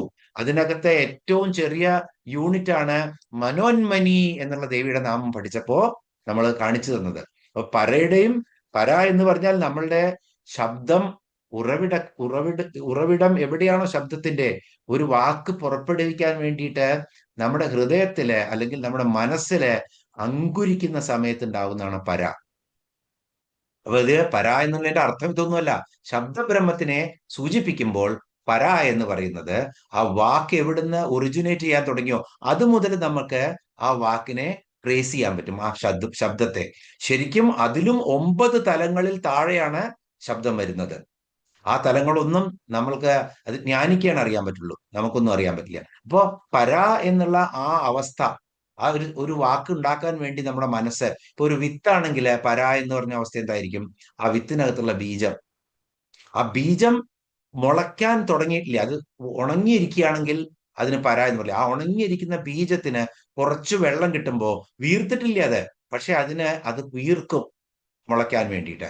ആ അവസ്ഥയ്ക്ക് നമുക്ക് പര എന്ന് പറയാം. അത് തന്നെയാണ് ശബ്ദം വരാനുള്ള നമ്മുടെ ശ്വാസകോശങ്ങളിലേക്കൊക്കെ എത്തുന്നതിന് മുന്നേയുള്ള ചിന്താശക്തിയായിട്ട് ശബ്ദം നമ്മുടെ മനസ്സിൽ അങ്കുരിക്കുന്ന സമയമാണ് പര. അത് കഴിഞ്ഞാൽ പശ്യന്തി എന്ന് നമ്മൾ കണ്ടു. പശ്യന്തി അതിന് ശേഷമുള്ളതാണ്. അത് കഴിഞ്ഞ് മധ്യമ എന്നുള്ളത് അവിടേക്കും അത് ശ്വാസകോശങ്ങളും കടന്നു വൈഖരി ആവുമ്പോഴാണ് കണ്ഠത്തിൽ വരുന്നത്. വൈഖരി നാദമാണ് നമ്മൾക്ക് കേൾക്കാൻ പറ്റുന്നത്. അപ്പൊ നമ്മൾ കേൾക്കുന്ന, ഞാൻ ഈ പറയുന്ന ശബ്ദവും നിങ്ങൾ കേൾക്കുന്ന ശബ്ദവും ഒക്കെ വൈഖരിയാണ്. ഇതൊക്കെ എത്ര ശാസ്ത്രീയമായിട്ട് നിർവചിച്ചു വെച്ചിരിക്കുകയാണ് വൈഖരി ശബ്ദം. അപ്പോ വൈഖരി ശബ്ദത്തില് അവിടുന്നാണ് എന്ത് തുടങ്ങുന്നത്? ബ്രഹ്മസ്വരൂപിണിയായിട്ട് ദേവി ആ വൈഖരി ശബ്ദത്തിൽ ഇരിക്കുകയാണ്. അപ്പൊ നാലാമത്തേതായിട്ടുള്ള വൈഖരി വർണ്ണങ്ങളും അക്ഷരങ്ങളുമായിട്ട് അങ്ങനെ നാനാഭാഷകളില് ദേവിയായിട്ട് വിഹരിക്കുകയാണ്. അപ്പോ അതാണ്. അപ്പോ പരാ, പശ്യന്തി, മധ്യമ, വൈഖരി. വൈഖരി എന്നും വാക്കുകളാകുന്നു, അത് അക്ഷരങ്ങളാകുന്നു, ബീജാക്ഷരങ്ങളാകുന്നു, മന്ത്രാക്ഷരങ്ങളാകുന്നു, ഭാഷയാകുന്നു, സ്വരങ്ങളാകുന്നു, വ്യഞ്ജനങ്ങളാകുന്നു. അങ്ങനെ വർണ്ണരൂപിണിയായിട്ട് ദേവി വിലസുകയാണ്. അപ്പൊ എന്താണ് ദേവി? ശരി തന്നെയാണ് നാദബ്രഹ്മം. നാദബ്രഹ്മത്തിൽ നിന്നാണ് ബ്രഹ്മാണ്ടത്തിന്റെ ഉറവിടം ഉടലെടുക്കുന്നത്. അത് നമ്മൾ കണ്ടു. അപ്പോ ഇങ്ങനെ ദേവി നാദബ്രഹ്മമായിട്ട് അല്ലെങ്കിൽ ശബ്ദമായിട്ട് ഭാഷയായിട്ട് വിഹരിക്കുകയാണ്. അതുകൊണ്ട് ദേവി വർണ്ണരൂപിണി, വർണ്ണമായിട്ട് അക്ഷരങ്ങളായിട്ട് അതാണ് അക്ഷരങ്ങൾക്കുള്ള, നമ്മൾക്ക് അക്ഷരങ്ങൾ എന്ന് പറഞ്ഞു കഴിഞ്ഞാൽ നാവിലാണ് നമ്മൾ കുറിക്കുന്നത്, അതും സ്വർണം കൊണ്ട്. അത്രയും പവിത്രമാണ്, ദേവിയാണത്. അതുകൊണ്ട് വാക്കുകളൊക്കെ ഉപയോഗിക്കുമ്പോൾ വളരെ ശ്രദ്ധിക്കണം. ഇത് ഓർത്തു കഴിഞ്ഞാൽ പിന്നെ നമ്മള് ഈ വേണ്ടാത്ത വാക്കുകളൊന്നും ഉപയോഗിക്കുകയില്ല ആർക്കെതിരെയും. എത്ര വായിച്ചിട്ടും കാര്യമില്ല. 24 മണിക്കൂർ നമ്മൾ ജപിച്ചുകൊണ്ടിരിക്കും. പറഞ്ഞാൽ നമ്മളുടെ അടുത്ത് അബദ്ധം പറയും, മറ്റൊരാളെ പറ്റി കുറ്റം പറയും, മറ്റൊരാളെ പറ്റി കൂടുതൽ അവരെന്താ ചെയ്യുന്നത് അറിയും. നമ്മുടെ കമ്മ്യൂണിക്കേഷൻ ഒക്കെ പലപ്പോഴും അവസാനിക്കുന്നത് എവിടെയാണ്? മറ്റൊരാളുടെ കുറ്റം കണ്ടെത്തിയിട്ട് അത് പ്രചരിപ്പിക്കാൻ വേണ്ടി, വെറുതെ ഒരു ടൈം പാസ്, സിൻസിയർ ആയിട്ടുള്ളതല്ല, എന്നാൽ ഒരു ടൈം പാസ് ആവും. അങ്ങനെ അത് നമ്മൾ തന്നെ ആ ദേവിയെ അപമാനിക്കുകയാണ് എന്ന് ഓർക്കണം. അതുകൊണ്ട് ആ വൈഖരി ശബ്ദത്തിലിരിക്കുന്ന വാക്കുകൾ ഒരിക്കലും വേണ്ടാത്ത രീതിയിലാവരുത്. ചിന്തിച്ചു കഴിഞ്ഞാലും അത് വാക്കാണ്. ഓർത്തോളുക, പരാ, വിത്ത് മുളയ്ക്കാൻ പോവുകയാണ്. ചിന്തിക്കുക എന്ന് പറഞ്ഞാൽ നാളെ അത് വാക്കായി വരും. ഇന്ന് നിങ്ങള് ആരെങ്കിലും പറ്റിയിട്ട് നിങ്ങൾക്ക് അയാളെ പറ്റി വേണ്ടാത്ത രീതിയിൽ ചിന്തിച്ചു കഴിഞ്ഞാൽ, പറയണമെന്ന് ഉദ്ദേശിച്ചു കഴിഞ്ഞാൽ, അയാൾ ശരിയല്ല എന്ന് വിചാരിച്ചു കഴിഞ്ഞാൽ നാളെ അത് വാക്കായി വരും. കാരണം ഇന്ന് വൈഖരിയായിട്ട് മനസ്സിലിരിക്കുന്നതാണ് നാളെ മധ്യമയും പരയായി വരുന്നത്, പശ്യന്തിയും മധ്യമയും കഴിഞ്ഞ് വൈഖരിയായിട്ട് ഭാഷയിലൂടെ പുറത്തു വരുന്നത്. അതുകൊണ്ട് വളരെ ശ്രദ്ധിക്കുക. ഇതൊക്കെ ഓർക്കാനുള്ള കാര്യങ്ങളാണ്. ഇത് പറയാൻ ഉദ്ദേശിച്ച് പറയുന്നതല്ല, പെട്ടെന്ന് വരുമ്പോ പറഞ്ഞു പോകുന്നതാണ് ദേവി തോന്നിച്ചിട്ട്. അതുകൊണ്ട് നമ്മൾ ശബ്ദങ്ങളൊക്കെ വളരെ സൂക്ഷിക്കുക. ശബ്ദങ്ങളെ കുറിച്ച് ചിന്തിക്കുന്നതൊക്കെ രണ്ടു തരത്തിലുള്ള ശബ്ദങ്ങളാണല്ലേ. ഒന്ന് ഉച്ചത്തിൽ പറയുന്ന ശബ്ദങ്ങള്, ഒന്ന് വളരെ പരോക്ഷമായിട്ട് മനസ്സിൽ പറയുന്ന ശബ്ദങ്ങൾ. അത് നമ്മുടെ ചിന്തയാണ്. അപ്പോ അതാണ് ഏറ്റവും ഡേഞ്ചർ, നമ്മളെ തന്നെ കാർന്ന് തിന്നുന്ന ഒരു കാര്യമാണത്. അപ്പൊ അതും നമ്മൾ ഒഴിവാക്കണം. ഇനി വർണ്ണം എന്ന് പറഞ്ഞാൽ നിറം എന്നർത്ഥമുണ്ട്. വെളുപ്പ്, ചുവപ്പ്, കറുപ്പ്, പ്രാഥമിക വർണ്ണങ്ങള്, ഇങ്ങനെയൊക്കെ ദൃശ്യപ്രപഞ്ചത്തിന് നിറം കൊടുക്കുന്നത് ദേവിയാണ്. ഈ ചരാചരങ്ങളിലൊക്കെ ദൃശ്യപ്രപഞ്ചത്തിന് നല്ല ഭംഗിയാണ്. ഒന്നും വർണ്ണങ്ങളെ കാണാൻ പറ്റാത്ത ഒരു പവിഴപ്പുറ്റിനോ അല്ലെങ്കിൽ ഒരു ജലത്തിന്റെ അടിയിലുള്ള, ഇപ്പൊ സ്കൂബ ഡൈവിങ്ങിനൊക്കെ പോയവർക്കറിയാം, സ്നോർക്കിളിങ്ങിന് പോയവർക്കറിയാം. ആൻഡമാനിലൊക്കെ ഈ സ്നോർക്കിളിങ്, സ്കൂബ ഡൈവിങ് നമുക്ക് ബുദ്ധിമുട്ടാണെങ്കിൽ സ്നോർക്കിളിങ് ചെയ്യാൻ പറ്റും. ആ സാധനം വെച്ചിട്ട് നമ്മളിങ്ങനെ അടിയിൽ കൂടെ പരതി കഴിഞ്ഞാൽ നല്ല വർണ്ണങ്ങളുള്ള മത്സ്യങ്ങളെ കാണും അടിയില്. അപ്പോ അത്ഭുതം തോന്നും നമുക്ക്, ഇത്രയും വർണ്ണങ്ങൾ എവിടുന്ന് കിട്ടിയെന്ന്. തത്തയുടെയൊക്കെ പല പാരക്കീറ്റിന്റെ ഒക്കെ പലതരത്തിലുള്ള വർണ്ണങ്ങൾ നമ്മൾ കണ്ടു കഴിഞ്ഞാൽ അത്ഭുതപ്പെട്ടു പോകും. ഇത്രയും മനോഹരമായിട്ടുള്ള വർണ്ണങ്ങൾ എവിടെയാണ് എവിടുന്നാ വരുന്നതെന്ന്. അപ്പോ ആ വർണ്ണങ്ങളിലൊക്കെ ചൈതന്യമായിട്ട് വിളയാടുന്നത് ദേവിയാണ്. പല നിറങ്ങളിലും എല്ലാ ജീവജാലങ്ങളിലും ദൃശ്യപ്രപഞ്ചത്തിലെ വർണ്ണങ്ങളായിട്ട് നിലനിൽക്കുന്നത് ദേവിയാണ്. അതുകൊണ്ടും ദേവി വർണ്ണരൂപിണി. ഏറ്റവും പ്രിഡോമിനന്റ് ആയിട്ടുള്ള അർത്ഥം ഇവിടെ അക്ഷരം എന്നുള്ളത് തന്നെയാണ്. ശക്തമായിട്ടുള്ള അർത്ഥം അക്ഷരരൂപിണിയാണ് ദേവി. ആ അക്ഷരങ്ങളെ ഉപയോഗിക്കുമ്പോഴും ആ അക്ഷരങ്ങളെ ചിന്തിച്ച് മനസ്സിൽ ഉറപ്പിക്കുമ്പോഴും വിചാരിച്ചുകൊള്ളുക, നമ്മൾ ദേവിയെ അബ്യൂസ് ചെയ്യാണ്. അത് ശരിയായ രീതിയില് മറ്റൊരാളെയല്ല നമ്മൾ അബ്യൂസ് ചെയ്യുന്നത്, നമ്മളെ തന്നെ, നമ്മളുടെ ഉള്ളിലുള്ള ചൈതന്യത്തെയാണ് നമ്മൾ അവഹേളിക്കുന്നത്. നമ്മൾ ആ ശബ്ദത്തെ വേണ്ടാത്ത രീതിയിൽ ഉപയോഗിച്ചു കഴിഞ്ഞാൽ. അപ്പോ വർണ്ണരൂപിണിയെ എന്നുള്ള നാമം ഇവിടെ നമുക്ക് ദേവിയെ വന്ദിച്ചുകൊണ്ട് അടുത്ത നാമത്തിലേക്ക്, അടുത്ത ശ്ലോകത്തിലേക്ക് പോവാം. 159 ശ്ലോകം. ഓം ജന്മമൃത്യുജരാ തപ്ത ജനവിശ്രാന്തിദായിനി സർവോപനിഷദുൽഗുഷ്ട ശാന്ത്യതീത കലാത്മിക. ജന്മമൃത്യുജരാ തപ്ത ജനവിശ്രാന്തിദായിനി സർവോപനിഷദുൽഗുഷ്ട ശാന്ത്യതീത കലാത്മിക. 851 മുതൽ 853 വരെയുള്ള 3 നാമങ്ങളെയാണ് ഇവിടെയുള്ളൂ. ഏതൊക്കെയാണെന്ന് നോക്കാം. ആദ്യത്തേത് 12 അക്ഷരങ്ങളുള്ള ഒരൊറ്റ നാമമാണ്. ആദ്യത്തെ ഇരടികളിലെ ആദ്യത്തെ വരി ജന്മമൃത്യുജരാ തപ്ത ജനവിശ്രാന്തിദായിനി. ഓർത്തു കഴിഞ്ഞാൽ എളുപ്പമാണ്. ജന്മം, മൃത്യു, ജര. മനസ്സിലായി? 3. ജന്മം എന്ന് പറഞ്ഞാൽ ജനനം, മൃത്യു എന്ന് പറഞ്ഞാൽ മരണം, ജര എന്ന് പറഞ്ഞാൽ വാർദ്ധക്യം അല്ലെങ്കിൽ ക്ഷയം. ജനിച്ചത് മുതലേ ജരയായിട്ട് ഓരോരോ കോശങ്ങൾക്കും പ്രായം വന്നാൽ മരിച്ചു പോകുന്നു, വീണ്ടും ഉണ്ടാവുന്നു, മരിച്ചു പോകുന്നു. കുറെ കാലം കഴിഞ്ഞാൽ ചിലതൊന്നും പിന്നെ ഒരിക്കലും ഉണ്ടാവില്ല, ചിലതൊന്നും വീണ്ടും വീണ്ടും ഉണ്ടാവുന്നതല്ല. അപ്പൊ അതെല്ലാം നശിക്കാൻ തുടങ്ങും. അങ്ങനെ വാർദ്ധക്യം, രോഗം, പീഡ. അപ്പോ ജന്മം, മൃത്യു, ജര, ഇതിനകത്തൊക്കെ എന്താണാവുന്നത്? തപ്തരാണ്. ആര്? ജനം. നമ്മളൊക്കെ ജനം എന്നൊക്കെ പറഞ്ഞാൽ നമ്മളൊക്കെ തന്നെ. നമ്മള് ഒക്കെ ഈ ജന്മ മൃത്യു ജരയില് തപ്തരാണ്. ജന്മം എന്ന് പറഞ്ഞാൽ ജനിക്കുന്നത് ക്ലേശം. ഭയങ്കര ക്ലേശമാണ് ജനിക്കുക എന്ന് പറഞ്ഞു കഴിഞ്ഞാൽ. കാരണം ഒരു ദേഹത്തില് ഒന്നിലധികം ജീവൻ ഇരിക്കുകയാണ്. ഒരു കുട്ടിയാണെന്നുണ്ടെങ്കിൽ 2 ജീവനായി, ഇരട്ടക്കുട്ടികളാണെന്ന് വെച്ചാൽ 3 ജീവനായി. വളരെ പീഡയുള്ള കാലാവസ്ഥയാണത്. പക്ഷെ ആ ഓർമ്മകളൊക്കെ നമ്മളെ മായ്ച്ചിട്ടാണ് തിരിച്ചു വരുന്നത്. അതുകൊണ്ടാണ് പറയുന്നത് അത്രേ. ഇതൊക്കെ വളരെ ഭംഗിയില് പിന്നെ ഉപനിഷത്തുകളിലൊക്കെ പറഞ്ഞു വെച്ചിട്ടുണ്ട്. നമ്മൾ പറയും, ഞാനിനി ഒരു വേണ്ടാത്ത കർമ്മവും ചെയ്യില്ലേ ദേവി കൃഷ്ണ, എനിക്ക് വേണ്ടേ വേണ്ട. ഈ ഒരൊറ്റ ഈ പ്രസൂതിയുടെ ഗർഭത്തിന്റെ ഉള്ളിൽ ഇരുന്നിട്ട് ഉള്ള ഈ പീഡ അനുഭവിച്ചു കഴിയുമ്പോ തോന്നുന്നു ഇനി ഒന്നും വേണ്ട, എനിക്ക് എല്ലാം ഓർമ്മ വരുത്രേ. എല്ലാ ജന്മങ്ങളിലും ചെയ്ത പാപങ്ങളൊക്കെ, പുണ്യങ്ങളും പാപങ്ങളും ഒക്കെ ഓർമ്മ വരും. എന്നിട്ട് മനസ്സിലാവും ഇനി എന്തൊക്കെയാണ് സംഭവിക്കാൻ പോണെന്ന്. അതുകൊണ്ട് ഞാൻ തീർച്ചയാക്കുന്നു, ഇനി ഞാൻ ഒരിക്കലും വേണ്ടാത്തതൊന്നും പറയില്ല, ചെയ്യില്ല. ഞാൻ എപ്പോഴും സദ്വിചാരവുമായിട്ട് നടക്കും. അങ്ങനെ ഞാൻ ജന്മമൃത്യു ഇല്ലാത്ത ഒരു കൈവല്യ പദം ഇവിടുന്ന് എടുക്കുമെന്ന് ശപഥം ചെയ്യാണ് ആ ഗർഭസ്ഥ ശിശു എന്നാണ് പറയുന്നത്. കാരണം പ്രാണൻ അപ്പോഴും ഉണ്ട്. അത് പറഞ്ഞു. പക്ഷേ പ്രസൂതി വായുവിന്റെ തള്ളലില് പുറത്തേക്ക് പോരുകയാണ് ഗർഭപാത്രത്തിൽ നിന്ന്. അതോടുകൂടി എല്ലാം സ്ലേറ്റിനെ കാലിയാക്കി തരും ഭഗവാൻ. 1 എന്ന് പറഞ്ഞ് തുടങ്ങിക്കോ എന്ന്. ഒരു ഓർമ്മയുണ്ടാവില്ല. കൈയും കാലോട്ട് അടിച്ച് ഒരു ഓർമ്മയില്ലാത്ത അവസ്ഥയിൽ നിന്ന് വീണ്ടും വളർന്ന് വീണ്ടും സഞ്ചിതമായിട്ടുള്ളത് കൊണ്ടുവരും. ആർജിക്കണോ വേണ്ടേ എന്നുള്ളത് നമ്മൾ തീരുമാനിക്കുക. അതാണ് സംഭവിക്കുന്നത്. അപ്പോ ക്ലേശമാണ്. എന്ത്? ജനിക്കുന്നത് ക്ലേശമാണ്. ജനിക്കുക എന്ന ഗർഭപാത്രത്തിൽ ഇരിക്കുന്നത് ക്ലേശം. അത് കഴിഞ്ഞിട്ട് ജനിക്കുക എന്നുള്ള പ്രോസസ്സ് അതിലേറെ ക്ലേശം. അത് കഴിഞ്ഞ് വളരുന്നത് ക്ലേശം. അത് കഴിഞ്ഞാലോ ക്ഷയിക്കാൻ തുടങ്ങുകയാണ്. അത് അതിലേറെ ക്ലേശം. പിന്നെ മൃത്യു വരിക എന്നുള്ള ഭയം, ഭീതി. എന്താ ഉണ്ടാവുക എന്നറിയില്ല. നീ സ്വർഗമുണ്ടോ നരകമുണ്ടോ, നേരത്തെയും പറഞ്ഞു നമ്മള്. ഇതിനൊക്കെ കുറിച്ച് ചിന്തിച്ചുകൊണ്ട് പേടിച്ചുകൊണ്ടിരിക്കുകയാണ്. അപ്പോ മരിക്കുക എന്നുള്ള വിചാരം തന്നെ ക്ലേശം, മരിച്ചു പോവുക എന്നുള്ളത് അതിലേറെ ക്ലേശം. ജന്മ മൃത്യു ജരാ. എങ്ങനെയാണ്?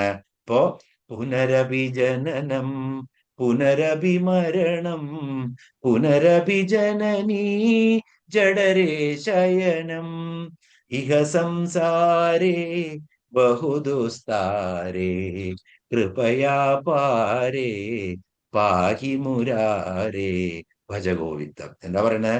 ഈ ചക്രങ്ങളിൽ ഇങ്ങനെ കടന്ന് വീണ്ടും വീണ്ടും ജനിച്ചുകൊണ്ടിരിക്കുക, വീണ്ടും വീണ്ടും മരിച്ചുകൊണ്ടിരിക്കുക. ജഡരേ ശയനം, ജനനിയുടെ ജഡരത്തില്, ജനനിയുടെ ഗർഭപാത്രത്തില് വീണ്ടും ശയിച്ചുകൊണ്ടിരിക്കുക. ഇങ്ങനെ ഇഹ സംസാരേ, ഈ സംസാരത്തിലുള്ള ഈ ദുഃഖം എന്താണ്? ബഹുദുസ്താരേ, ക്ലേശകരം തന്നെയാണ്. തരണം ചെയ്യാൻ ക്ലേശകരം. ദുസ്താരം എന്ന് പറഞ്ഞാൽ തരണം ചെയ്യാൻ എന്നാണ് അർത്ഥം. ദുസ്താരം തരണം ചെയ്യാൻ ബഹുദുസ്താര്, ക്ലേശകരമാണത്. അതുകൊണ്ടാണ് കൃപയാ പാരേ പാഹി മുരാരേ. ഇത് തന്നെയാണ് എപ്പോഴും പറയുന്നതാണ് നമ്മള്. ഗർഭസ്ഥനായി ഭൂവി ജനിച്ചും മരിച്ചും ഉദകപ്പോള പോലെ ജനനാന്ത്യേന നിത്യഗതി ത്വൽ ഭക്തി വർധനമുദിക്കേണമെൻ മനസ്സി നിത്യം തൊഴായി വരിക നാരായണായ നമ. അപ്പൊ ആ ഒരു ഉദകപ്പോള പോലെയാണ്. ഈ ഉദകപ്പോളയുടെ പ്രത്യേകത എന്താണ്? അത് വെള്ളത്തിന്റെ അടിയില് വായു ഉണ്ടാവുമ്പോൾ ഒരു ചെറിയ പാടയായിട്ട് ആ ജലത്തിനെ മാത്രം എടുത്ത് ആ വായു മുകളിലോട്ട് പോരും. അതിന്റെ ജന്മമായി അപ്പോ മണ്ണിനടിയില്, ജലാശയത്തിന്റെ മണ്ണിനടിയിലിരിക്കുന്ന വായു, ആ വായു പുറത്തേക്ക് പോരുമ്പോ ഒരു കുമിളയായി മാറും. ഒരു പാടവും, എന്താ പറയാ, ഒരു പാടയായിട്ട് കുമിളയാവും. ആ പാടയ്ക്ക് ഈ വായുവിനെ ഹോൾഡ് ചെയ്യാൻ പറ്റില്ല. കുറച്ചു കഴിഞ്ഞാൽ വായുവിന് വായിലേക്ക് ലയിക്കണം. ആ പാട എന്തിന്റെയാണ്? ജലത്തിന്റെയാണ്. അത് ജലത്തിലേക്ക് എവിടുന്ന ഉണ്ടായച്ചാൽ അവിടേക്ക് പോണം. അപ്പോ ആ ഗർഭം, ആ ദേഹമാണത്. ആ കുമിള എന്ന് പറയുന്ന ദേഹമാണ്. ആ ദേഹത്തിന് പോയേ പറ്റൂ. അത് പഞ്ചഭൂതങ്ങളില് അലിഞ്ഞു ചേരും, വെള്ളവും വായുവായിട്ട് തീരും. എന്നതുപോലെ തന്നെ നമ്മളൊക്കെ പോവാനുള്ളവരാണ്. ഇവിടെ ആരും നിൽക്കില്ല. നമ്മൾ ഓരോ പേര് പറഞ്ഞപ്പോഴും നമ്മളത് പറഞ്ഞതാണ്. ഇപ്പൊ മനുഷ്യന്റെ പേര് പറയുന്നത് തന്നെ അങ്ങനെയാണ്. അപ്പൊ ജന്മമൃത്യുവില് ജരയിലും കഷ്ടപ്പെട്ട് ഉഴലുന്ന ജനങ്ങൾക്ക് എന്താണ്? വിശ്രാന്തി. വിശ്രാന്തി എന്ന് പറഞ്ഞാൽ ബറോഡയിൽ ധാരാളം ഹൗസിംഗ് സൊസൈറ്റികളുണ്ട്. Vishranti greens, Vishranti flats, Vishranti heights. Vishranti എന്ന് പറഞ്ഞാൽ ശ്രമം ഇല്ലാത്ത അവസ്ഥ. വിശ്രാന്തി, ഒരു ശ്രമവും ചെയ്യേണ്ടാത്ത അവസ്ഥ. ഒരു ശ്രമവും ചെയ്യേണ്ട, ഒരു കർമ്മവും ചെയ്യേണ്ട, ഒരു പ്രവൃത്തിയും ചെയ്യേണ്ടാത്തപ്പോ എന്താണ്? ശാന്തിയാണ്. അപ്പോ ദുഃഖമില്ല. ശ്രമം ചെയ്തു കഴിഞ്ഞാൽ ദുഃഖം വരും. വിശ്രാന്തി എന്ന് പറഞ്ഞാൽ ശ്രമമില്ലാത്ത അവസ്ഥയാണ്, ദുഃഖമില്ലാത്ത അവസ്ഥയാണ്. അത് ദാനം ചെയ്യുന്നവളാണ് ദേവി. അപ്പോ ജന്മ മൃത്യു ജരാ തപ്ത ജനങ്ങൾക്ക് വിശ്രാന്തിയെ ദാനം ചെയ്യുന്നവളാണ് ദേവി. മനസ്സിലായില്ലേ? അപ്പോ ശരിക്കും ദേവിയുടെ കാര്യം, എത്ര കൈവല്യം കൊടുക്കാൻ ദേവി തയ്യാറായിരിക്കുകയാണ്. ജന്മ മൃത്യു ജരാ തപ്ത ജനവിശ്രാന്തിദായിനി. ജന്മവും മൃത്യുവും ജരയും ശരിക്കും താപങ്ങൾ തന്നെയാണ്. ആ താപത്തിൽ ഉഴലുന്ന ജനങ്ങൾക്ക് വിശ്രാന്തി കൊടുക്കുന്നു, ശ്രമമില്ലായ്മ, ശാന്തി കൊടുക്കുന്നു, ആ ദുഃഖത്തെ അകറ്റി കൊടുക്കുന്നു ദേവി. അത് കൊടുക്കുന്ന ദായിനിയാണ്, പ്രദാനം ചെയ്യുന്നവളാണ്, ദാനം ചെയ്യുന്നവളാണ്. ആ ദേവിക്ക് നമസ്കാരം. ഇവിടെ എങ്ങനെയാണ് വരുന്നത്? താൻ ശരീരമല്ല, താൻ അനിത്യമാണ് എന്നുള്ള ആ ജ്ഞാനം വരണം. അജ്ഞാനം നീങ്ങണം. ഞാൻ ശരീരമാണ് എന്നുള്ള ആ അജ്ഞാനം നീങ്ങണം. ഇപ്പൊ ഞാൻ, എന്റെ കയ്യ് അല്ലെ, എന്റെ കയ്യ്, എന്റെ വീട്, ഇതൊക്കെ എന്റെ എന്ന് പറയുമ്പോ മറ്റൊന്നാ. അപ്പൊ ഞാൻ വേറൊന്നല്ലേ. ഇപ്പൊ എന്റെ എന്ന് പറഞ്ഞാ ഇപ്പൊ ഞാൻ കയ്യ് എന്ന് പറയണില്ലല്ലോ. അതുപോലെ തന്നെ ഞാൻ വീട് എന്ന് പറയുന്നില്ലല്ലോ. എന്റെ എന്നാണ് പറയുന്നത്. അപ്പൊ ഈ ഞാൻ വേറെയാണ്. എന്റേതും ഞാനും വേറെയാണ്. അത് നമ്മൾ മനസ്സിലാക്കുന്നുണ്ട്. അത് മറ്റൊന്നാണെന്ന് അറിയാം. പക്ഷെ അതുകൊണ്ടാണ് നമ്മുടെ ഗ്രാമറൊക്കെ വളരെ കറക്റ്റാണ്. അപ്പൊ ഞാൻ എന്ന് പറയുന്നതും എന്റേതും വളരെ വ്യത്യാസമുള്ളതാണ്. എന്റെ കയ്യെ എന്ന് പറയുമ്പോൾ അതിൽ ഞാൻ വേറെയാണ്. അപ്പോ ആ ആ അറിവ് വരുന്നതാണ് ജ്ഞാനം. ആ ജ്ഞാനം വന്നാൽ പിന്നെ ദുഃഖങ്ങളൊന്നുമില്ല. പിന്നെ കൈവല്യം കിട്ടും. അപ്പൊ നമുക്ക് കർമ്മങ്ങളൊക്കെ ഒടുങ്ങും എന്ന് ധാരാളം നമ്മള് കീർത്തനങ്ങളിലൊക്കെ ചൊല്ലി പഠിച്ചിട്ടുണ്ട്. അത് കർമ്മങ്ങളെല്ലാം ഒടുങ്ങിയിട്ട് എന്താണ് വേണ്ടത് എന്നൊക്കെ. അപ്പൊ നമുക്ക് എപ്പോഴും ജന്മ മൃത്യു ജരാതപ്ത ജനവിശ്രാന്തി ദായിന്യേ നമ എന്ന് പ്രാർത്ഥിക്കുക. എന്നിട്ട് ഇനി ഈ ജന്മം അല്ലെങ്കിൽ അടുത്ത ജന്മത്തിലെങ്കിലും നമ്മളെ കൈവല്യത്തിലേക്ക് അടുപ്പിക്കണേ ദേവി എന്ന് പ്രാർത്ഥിച്ച് അതിനുള്ള കാര്യങ്ങൾ ചെയ്യുക. വർണ്ണരൂപിണിയാണെന്ന് അറിഞ്ഞ് അക്ഷരങ്ങളെയും ചിന്തകളെയും സ്ഥാനത്ത് വെക്കുക, അസ്ഥാനത്ത് പോവാതിരിക്കുക, മറ്റുള്ളവരെ ദ്വേഷിക്കാതിരിക്കുക. ഇതൊക്കെ ചെയ്ത് നമ്മളുടെ കർമ്മം അങ്ങനെ പതുക്കെ പതുക്കെ കഴിച്ചിട്ട് എന്ത് വേണം? വിശ്രാന്തി കിട്ടണം നമുക്ക്. വിശ്രാന്തി ഗ്രീനിൽ നമുക്ക് അഡ്മിഷൻ എടുക്കണം. അതാണ് ഇതിന്റെയൊക്കെ ലക്ഷ്യം. വളരെ ഉത്കൃഷ്ടമാണ് ഈ ശാസ്ത്രനാമം ശരിക്കും പഠിച്ചു കഴിഞ്ഞാൽ. എല്ലാ വേദാന്തങ്ങളും വരും ഇതിനകത്ത്. ഇനി അടുത്ത നാമം 852. സർവോപനിഷദുൽഘുഷ്ട. സർവോപനിഷദുൽഘുഷ്ട. സർവ ഉപനിഷത്തുക്കളും എന്താണ് ചെയ്യുന്നത്? ഉൽഘുഷ്ടം. ഉദ്ഘുഷ്ട എന്ന് പറഞ്ഞാൽ, അല്ലെങ്കിൽ ഉദ്ഘുഷ്ട എന്ന് പറഞ്ഞാൽ ഉദ്ഘോഷിക്കപ്പെട്ടവൻ. എല്ലാ ഉപനിഷത്തുക്കളും ഉദ്ഘോഷിക്കപ്പെടുന്നത് ആരെയാണ്? ദേവിയാണ്. ഉപനിഷത്തിൽ എന്താണുള്ളത്? വേദങ്ങളിലെ ഉത്തമ സാരമാണ് ഉപനിഷത്തുക്കൾ. വേദങ്ങളെ ആറ്റിക്കുറുക്കി എടുത്തിരിക്കുകയാണ് ഉപനിഷത്തുക്കള്. അപ്പൊ എന്താണ് അവിടെ ഉദ്ഘോഷിക്കപ്പെടുന്നത്? ബ്രഹ്മമാണ് അവിടെ. ശരിക്കും ജീവാത്മാവും പരമാത്മാവും തമ്മിലുള്ള ഇതൊക്കെ മനുഷ്യന് വേണ്ടി എഴുതി വെച്ചതല്ലേ. വേദങ്ങളും ഉപനിഷത്തുകളും ഒക്കെ ദൈവത്തിനും ആവശ്യമില്ലല്ലോ. നമ്മൾക്ക് വേണ്ടിയിട്ടാണ്. ജീവാത്മാവിന്റെ ബന്ധം എന്താണ് ബ്രഹ്മത്തോടുള്ളത് എന്ന് ഉദ്ഘോഷിക്കുകയാണ് അതിനകത്ത് ചെയ്യുന്നത്. ബ്രഹ്മത്തെ മാത്രം പറഞ്ഞു തരല്ല ചെയ്യുന്നത്, what is the connection between the ബ്രഹ്മം ആൻഡ് ദ ജീവാത്മ, അത് പറഞ്ഞു കൊടുക്കുകയാണ്. അപ്പൊ അതാണ് ബ്രഹ്മത്തെ തന്നെ കാണിച്ചു തരികയാണ് എന്ത് ചെയ്യുന്നത്, ഉപനിഷത്തുക്കൾ ചെയ്യുന്നത്. അപ്പൊ ഇവിടെ എങ്ങനെയാണ്, സർവോപനിഷതോ ഗാവോ ദോഗ്ധ ഗോപാലനന്ദന. പലപ്പോഴും ഞാന് നമ്മുടെ ഹനുമാൻ ചാലീസയും അതുപോലെ തന്നെ ഗംഭീരമായിട്ട് രാമചരിത മാനസും ഒക്കെ പറയുന്ന ഒരു യോഗിവര്യനുണ്ടായിരുന്നു. അദ്ദേഹത്തിന്റെ വളരെ തമാശയോടുകൂടി അദ്ദേഹം പറയും ഒരു പണ്ഡിതൻ വന്നിട്ട് പറഞ്ഞു അത്രേ ഗുരുവിന്റെ അടുത്ത്, ഗുരു എനിക്ക് ഗംഭീരമായിട്ടുള്ള ജ്ഞാനം തരൂ, നാമങ്ങളൊക്കെ തരൂ. അപ്പോ പറഞ്ഞു, ഞാൻ ഓം നമോ ഭഗവതേ വാസുദേവ, അതല്ല, അതുക്കും മേറെ എന്ന് പറഞ്ഞത്രേ. അപ്പൊ വേറെ അദ്ദേഹം പറഞ്ഞു, രാമ രാമ ജപിച്ചോളൂ, അത് ഗംഭീര മന്ത്രമാണ്, വാത്മീകി കാട്ടാളനായ രത്നാകരിൽ നിന്നും വാത്മീകിയായി അതിലൊക്കെ വേദേ എന്നാ ഭഗവത്ഗീതയോ അത് ചലേക. അപ്പോ ഒരു വന്ദന ശ്ലോകം പറഞ്ഞു കൊടുത്തു. ഏതായിരുന്നു? തന്നെയായിരുന്നു, സർവോപനിഷദോ ഗാവോ ദോഗ്ധാ ഗോപാലനന്ദന എന്ന്. അപ്പൊ മനസ്സിലായോ? അങ്ങേക്ക് മനസ്സിലായേക്കാളും എനിക്ക് മനസ്സിലായി, ഞാനത് കേൾക്കാൻ വേണ്ടി വന്നതാണ്, എന്താ മനസ്സിലായി എന്ന് പറയൂ എന്ന് പറഞ്ഞപ്പോ മൂന്നാളുകളുടെ കഥയല്ലേ ഇപ്പൊ ഇവിടെ പറഞ്ഞത്. സർവോപനിഷത്തോ, ഉപനിഷത്തുകളുടെ ഗാവോ. അപ്പൊ എന്തേ പറഞ്ഞത്? ഗാവ് എന്ന് പറഞ്ഞാൽ ഗായ്, പശു. ഉപനിഷത്തുക്കളൊക്കെ പശുവാണെന്ന് പറഞ്ഞു. പിന്നെയോ ദോ ഗധ, രണ്ട് കഴുതകള്. മൂന്നാമത്തതോ ഗോപാലനന്ദനും. ഇവരെയൊക്കെ പറ്റിയിട്ടല്ലേ ഇപ്പൊ പറഞ്ഞത് അങ്ങനെ ചോദിച്ചു എന്ന്. അപ്പൊ രണ്ട് ഗദ്ധകൾ ആരാന്ന് മനസ്സിലായോ എന്ന് ചോദിച്ചത്രേ. നിന്നെ ഉപദേശിക്കാൻ ഞാനും നീയും, ഇതാണ് രണ്ട് ഗദ്ധകൾ ഇവിടുത്തെ എന്ന് പറഞ്ഞു. ഇതാണ് നമ്മുടെയൊക്കെ സ്ഥിതി. പലപ്പോഴും നമ്മള് ചാടി വീഴും, ഒരു തമാശ രൂപത്തിൽ പറഞ്ഞു എന്നേ ഉള്ളൂ.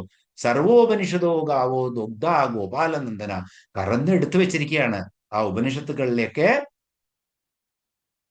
സത്ത് ഭഗവത്ഗീതയില്. ഇപ്പൊ ഭഗവത്ഗീതയും ഉപനിഷത്തായിട്ട് ഗണിക്കുന്നു. ശരിക്കും ഭഗവത്ഗീത ഉപനിഷത്തല്ല. അപ്പോ ശരിക്കും എങ്ങനെയാണ്, 108 ഉപനിഷത്തുകൾ ഉണ്ട് എന്നാണ് പറയപ്പെടുന്നത്. അത് പലതും മുഴുവനായിട്ട് കണ്ടുപിടിക്കപ്പെട്ടിട്ടില്ല, എന്നാലും തിരിച്ചെടുത്തിട്ടുണ്ട് 108 എണ്ണം എന്നാണ് വിവേകാനന്ദ സ്വാമികളൊക്കെ ചെയ്തിട്ടുണ്ട് അത്. അപ്പോ അതിനകത്ത് 10 ദശോപനിഷത്തുകൾക്ക് ആചാര്യസ്വാമികള് ഭാഷ്യം രചിച്ചിട്ടുണ്ട്. ഉപനിഷത്തുകൾക്ക് ആചാര്യസ്വാമികള് ഭാഷ്യം രചിച്ചിട്ടുണ്ട്. ഭാഷ്യം എന്ന് പറഞ്ഞു കഴിഞ്ഞാൽ ഈ ഉപനിഷത്ത് വാക്യങ്ങളെ സംസ്കൃതത്തിൽ വിശദീകരിച്ചിരിക്കുകയാണ്. ഇനിയിപ്പോ ആചാര്യസ്വാമികൾ മലയാളിയാണല്ലോ, മലയാളത്തിൽ ഭാഷ്യം രചിച്ചു, അങ്ങനെയല്ല. അത് സംസ്കൃതത്തിൽ അദ്ദേഹം എക്സ്പ്ലെയിൻ ചെയ്തിട്ടുണ്ട്. അത് അതിലേറെ കഠിനമാണ് പലപ്പോഴും.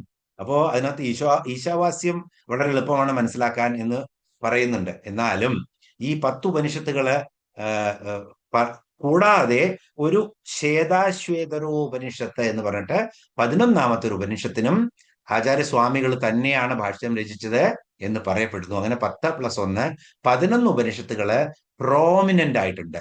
ഈശാവാസ്യം അത് ശുക്ല യജുർവേദത്തിന്റെ ചില ഭാഗങ്ങളുടെ അന്തസത്തയാണ് ഈശാവാസ്യോപനിഷത്ത്. കേനോപനിഷത്ത് സാമവേദത്തിന്റെ അന്തസത്തയാണ്. കഠോപനിഷത്ത് കൃഷ്ണ യജുർവേദത്തിന്റെ അന്തസത്തയാണ് കഠോപനിഷത്ത്. പിന്നെ പ്രശ്നോപനിഷത്ത് ഇത് അഥർവവേദത്തിന്റെ അന്തസത്തയാണ്, സാരമാണ്. മുണ്ടകോപനിഷത്ത് അതും അഥർവവേദത്തിന്റെ തന്നെ സാരമാണ്. ഇതൊക്കെ ഒന്നിലൊതുങ്ങില്ല, അപ്പോഴാണ് മൾട്ടിപ്പിൾ ഉപനിഷത്തുകൾ രചിച്ചിട്ടുള്ളത്. മുണ്ടകോപനിഷത്ത്. അത് കഴിഞ്ഞാൽ 6ാമത്തത് മാണ്ഡൂക്യോപനിഷത്ത്, ഇതും അഥർവവേദത്തിന്റെ തന്നെ സാരമാണ്. പിന്നെ തൈത്തിരിയോപനിഷത്തില് ശരിക്കും കൃഷ്ണ യജുർവേദമാണ്. അതിലത്തെയാണ്. യജുർവേദം 2 ഉണ്ട്, ശുക്ല യജുർവേദവും കൃഷ്ണ യജുർവേദവും. അപ്പോ തൈത്തിരിയോപനിഷത്ത് ഇവിടെ കൃഷ്ണ യജുർവേദത്തിലുള്ള സാരങ്ങളാണ്, ഏറ്റവും ഇമ്പോർട്ടന്റ് ആയിട്ടുള്ള കാര്യങ്ങളാണ് ഇവിടെ. പിന്നെ ഐതരേയോപനിഷത്ത് എന്ന് പറയും, അത് ഋഗ്വേദത്തിന്റെ സാരാംശമാണ്. പിന്നെ 9ാമത്തത് ഛാന്ദോഗ്യോപനിഷത്ത് സാമവേദത്തിന്റെ സാരമാണ്. 10ാമത്തത് ബൃഹദാരണ്യോപനിഷത്ത് അത് ശുക്ല യജുർവേദത്തിന്റെ തന്നെ സാരമാണ്. ഇങ്ങനെ 10 ഉപനിഷത്തുകളും പിന്നെ ഒരെണ്ണം ശ്വേതാശ്വേതരോ ഉപനിഷത്ത് എന്ന് പറഞ്ഞിട്ട് ഒരെണ്ണം. അങ്ങനെ 11 ഉപനിഷത്തുകൾക്ക് ആചാര്യസ്വാമികള് ഭാഷ്യം രചിച്ചിട്ടുണ്ട്. അപ്പോ ശരിക്കും ഈ ഉപനിഷത്തുകളൊക്കെ പറഞ്ഞു തരുന്നത് ജീവബ്രഹ്മത്തിന്റെ ഐക്യത്തെക്കുറിച്ചാണ്. ആ സർവോപനിഷത്തും ഉത്കൃഷ്ടയായിരിക്കുന്നത് അല്ലെങ്കിൽ ഉദ്ഘോഷിക്കപ്പെടുന്നത് ആ ദേവി എന്നുള്ള ബ്രഹ്മചൈതന്യത്തെ തന്നെയാണ്. അതുകൊണ്ട് സർവോപനിഷത് ഉത്കൃഷ്ടായി നമ എന്ന ദേവിക്ക് നാമം. മനസ്സിലായില്ലേ? എല്ലാ ഉപനിഷത്തുകളും ഉദ്ഘോഷിക്കുന്നത് ദേവി തന്നെ, ദേവി എന്ന ബ്രഹ്മത്തെക്കുറിച്ച് തന്നെയാണ്. കാരണം ഉപനിഷത്തുകളിലെ ബ്രഹ്മത്തെക്കുറിച്ചാണ് പറയുന്നത്. അപ്പൊ ദേവി ബ്രഹ്മമാണെന്ന് തന്നെയാണ് നമ്മൾ ഇപ്പോഴും കണ്ടുകൊണ്ടേയിരുന്നത്. ശ്രീമാതാ മുതൽ പിടിച്ച് ഇതുവരെ കണ്ടത് ഈ 852 നാമത്തിലും നമ്മൾ ഇത് തന്നെയാണ് കാണുന്നത്. ഇനി 853 നാമം നോക്കാം. ശാന്ത്യതീത കലാത്മിക. ശാന്ത്യാതീത എന്ന് ചൊല്ലരുത്, ശാന്ത്യതീത കലാത്മിക. ശാന്തി എന്ന് പറഞ്ഞാൽ എന്താണ്? ചിത്തവൃത്തി ഒന്നുമില്ലാത്ത അവസ്ഥയാണ് ശാന്തി. പരമശാന്തി എന്ന് പറഞ്ഞാൽ എന്താണ്? കേം ചേ ശാന്തി ചേ എന്ന് പറയും ഗുജറാത്തികള്. അതാണ് സുഖമാണെന്നല്ല പറയാ. മലയാളികൾ സുഖമാണോ? സുഖമാണ്, അങ്ങനെയല്ല ഇവിടെ. കേം ചേ എങ്ങനെയാണ്, എന്താണ്, എന്തൊക്കെയുണ്ട് എന്ന് ചോദിക്കുമ്പോ ശാന്തി ചേ എന്നാ പറയാ. സർവശാന്തിയാണെന്നാ പറയാ. സർവസംഘ നിവൃത്തമായ മനസ്സിന്റെ അവസ്ഥയാണ് ശാന്തി.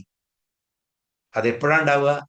രാഗദ്വേഷങ്ങൾ ഇല്ലാതിരിക്കുന്ന അവികാരമായിട്ടുള്ള മനസ്സിന്റെ സ്ഥിതി. ആ മനസ്സാണ് സർവസംഘ നിവൃത്തമായി മാറുന്നത്. വളരെ വിഷമുള്ള കാര്യമാണ്.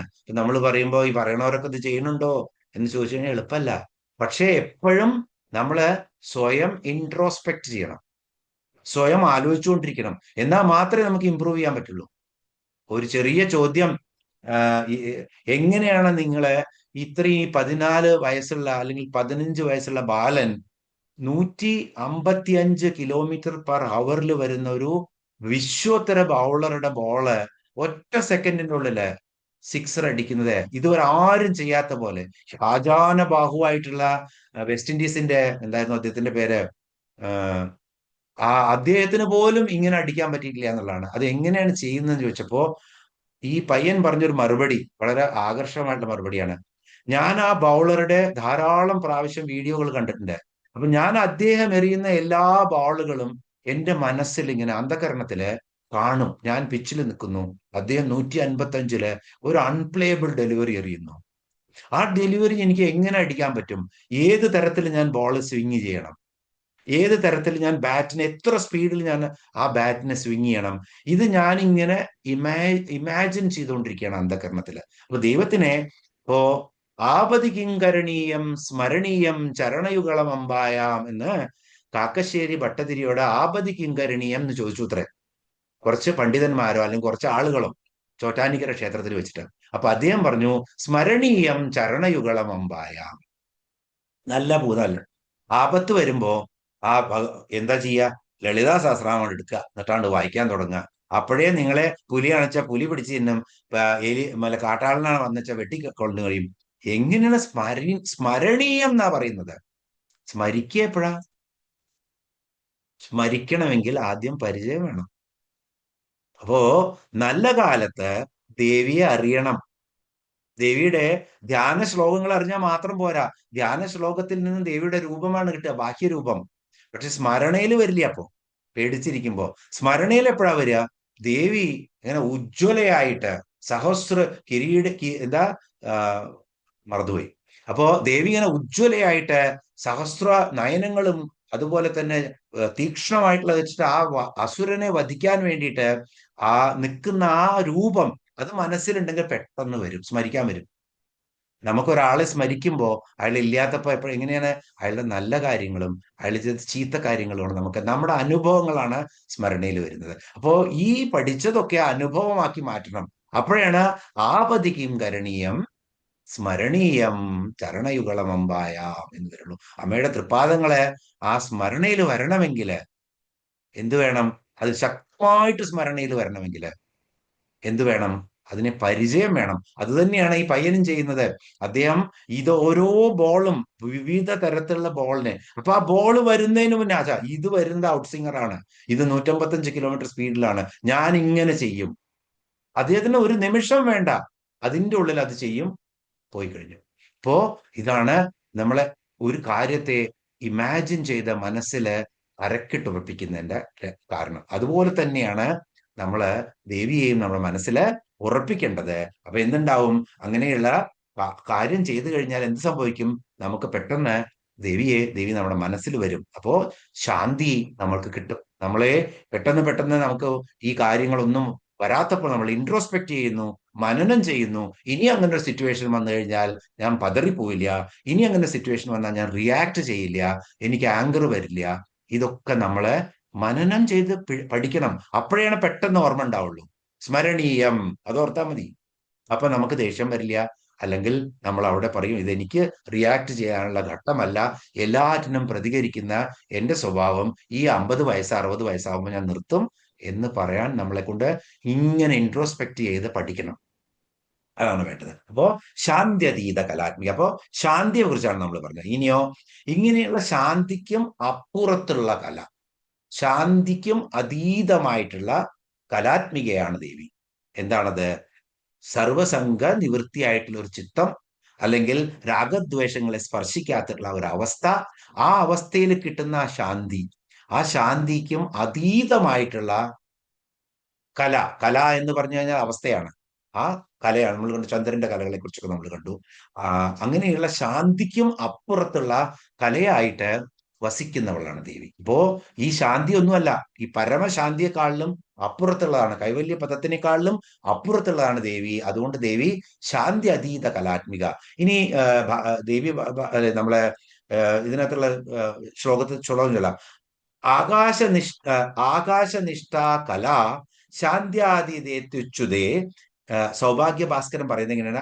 ആകാശനിഷ്ഠ കല, ആകാശനിഷ്ഠ കല ശാന്തി അതീതേ അത്യുച്ഛതേ എന്ന് പറയുന്നത് ആകാശനിഷ്ഠയാണ് കല. ഇവിടെ പറയുന്നത് എന്താണ്? ഈ കലയ്ക്ക് പറയുന്നത് ആകാശനിഷ്ഠ, ആകാശമാണ് ഈ കല എന്നാണ് പറയുന്നത്. ഈ ശാന്ത്യാതീതമായിട്ടുള്ള കല എന്ന് പറയുന്നത് ആകാശമാണെന്നാണ് സൗഭാഗ്യ ഭാസ്കരത്തില് ഭാസ്കരാചാര്യർ പറഞ്ഞത്. അതാണ് ശാന്ത്യതീതേ അത്യുച്ഛതേ. ഈ ശാന്ത്യതീതം എന്ന് പറയുന്നത് ആകാശനിഷ്ഠമായിട്ടുള്ള കലയാണെന്നാണ് ആര് പറയുന്നത്?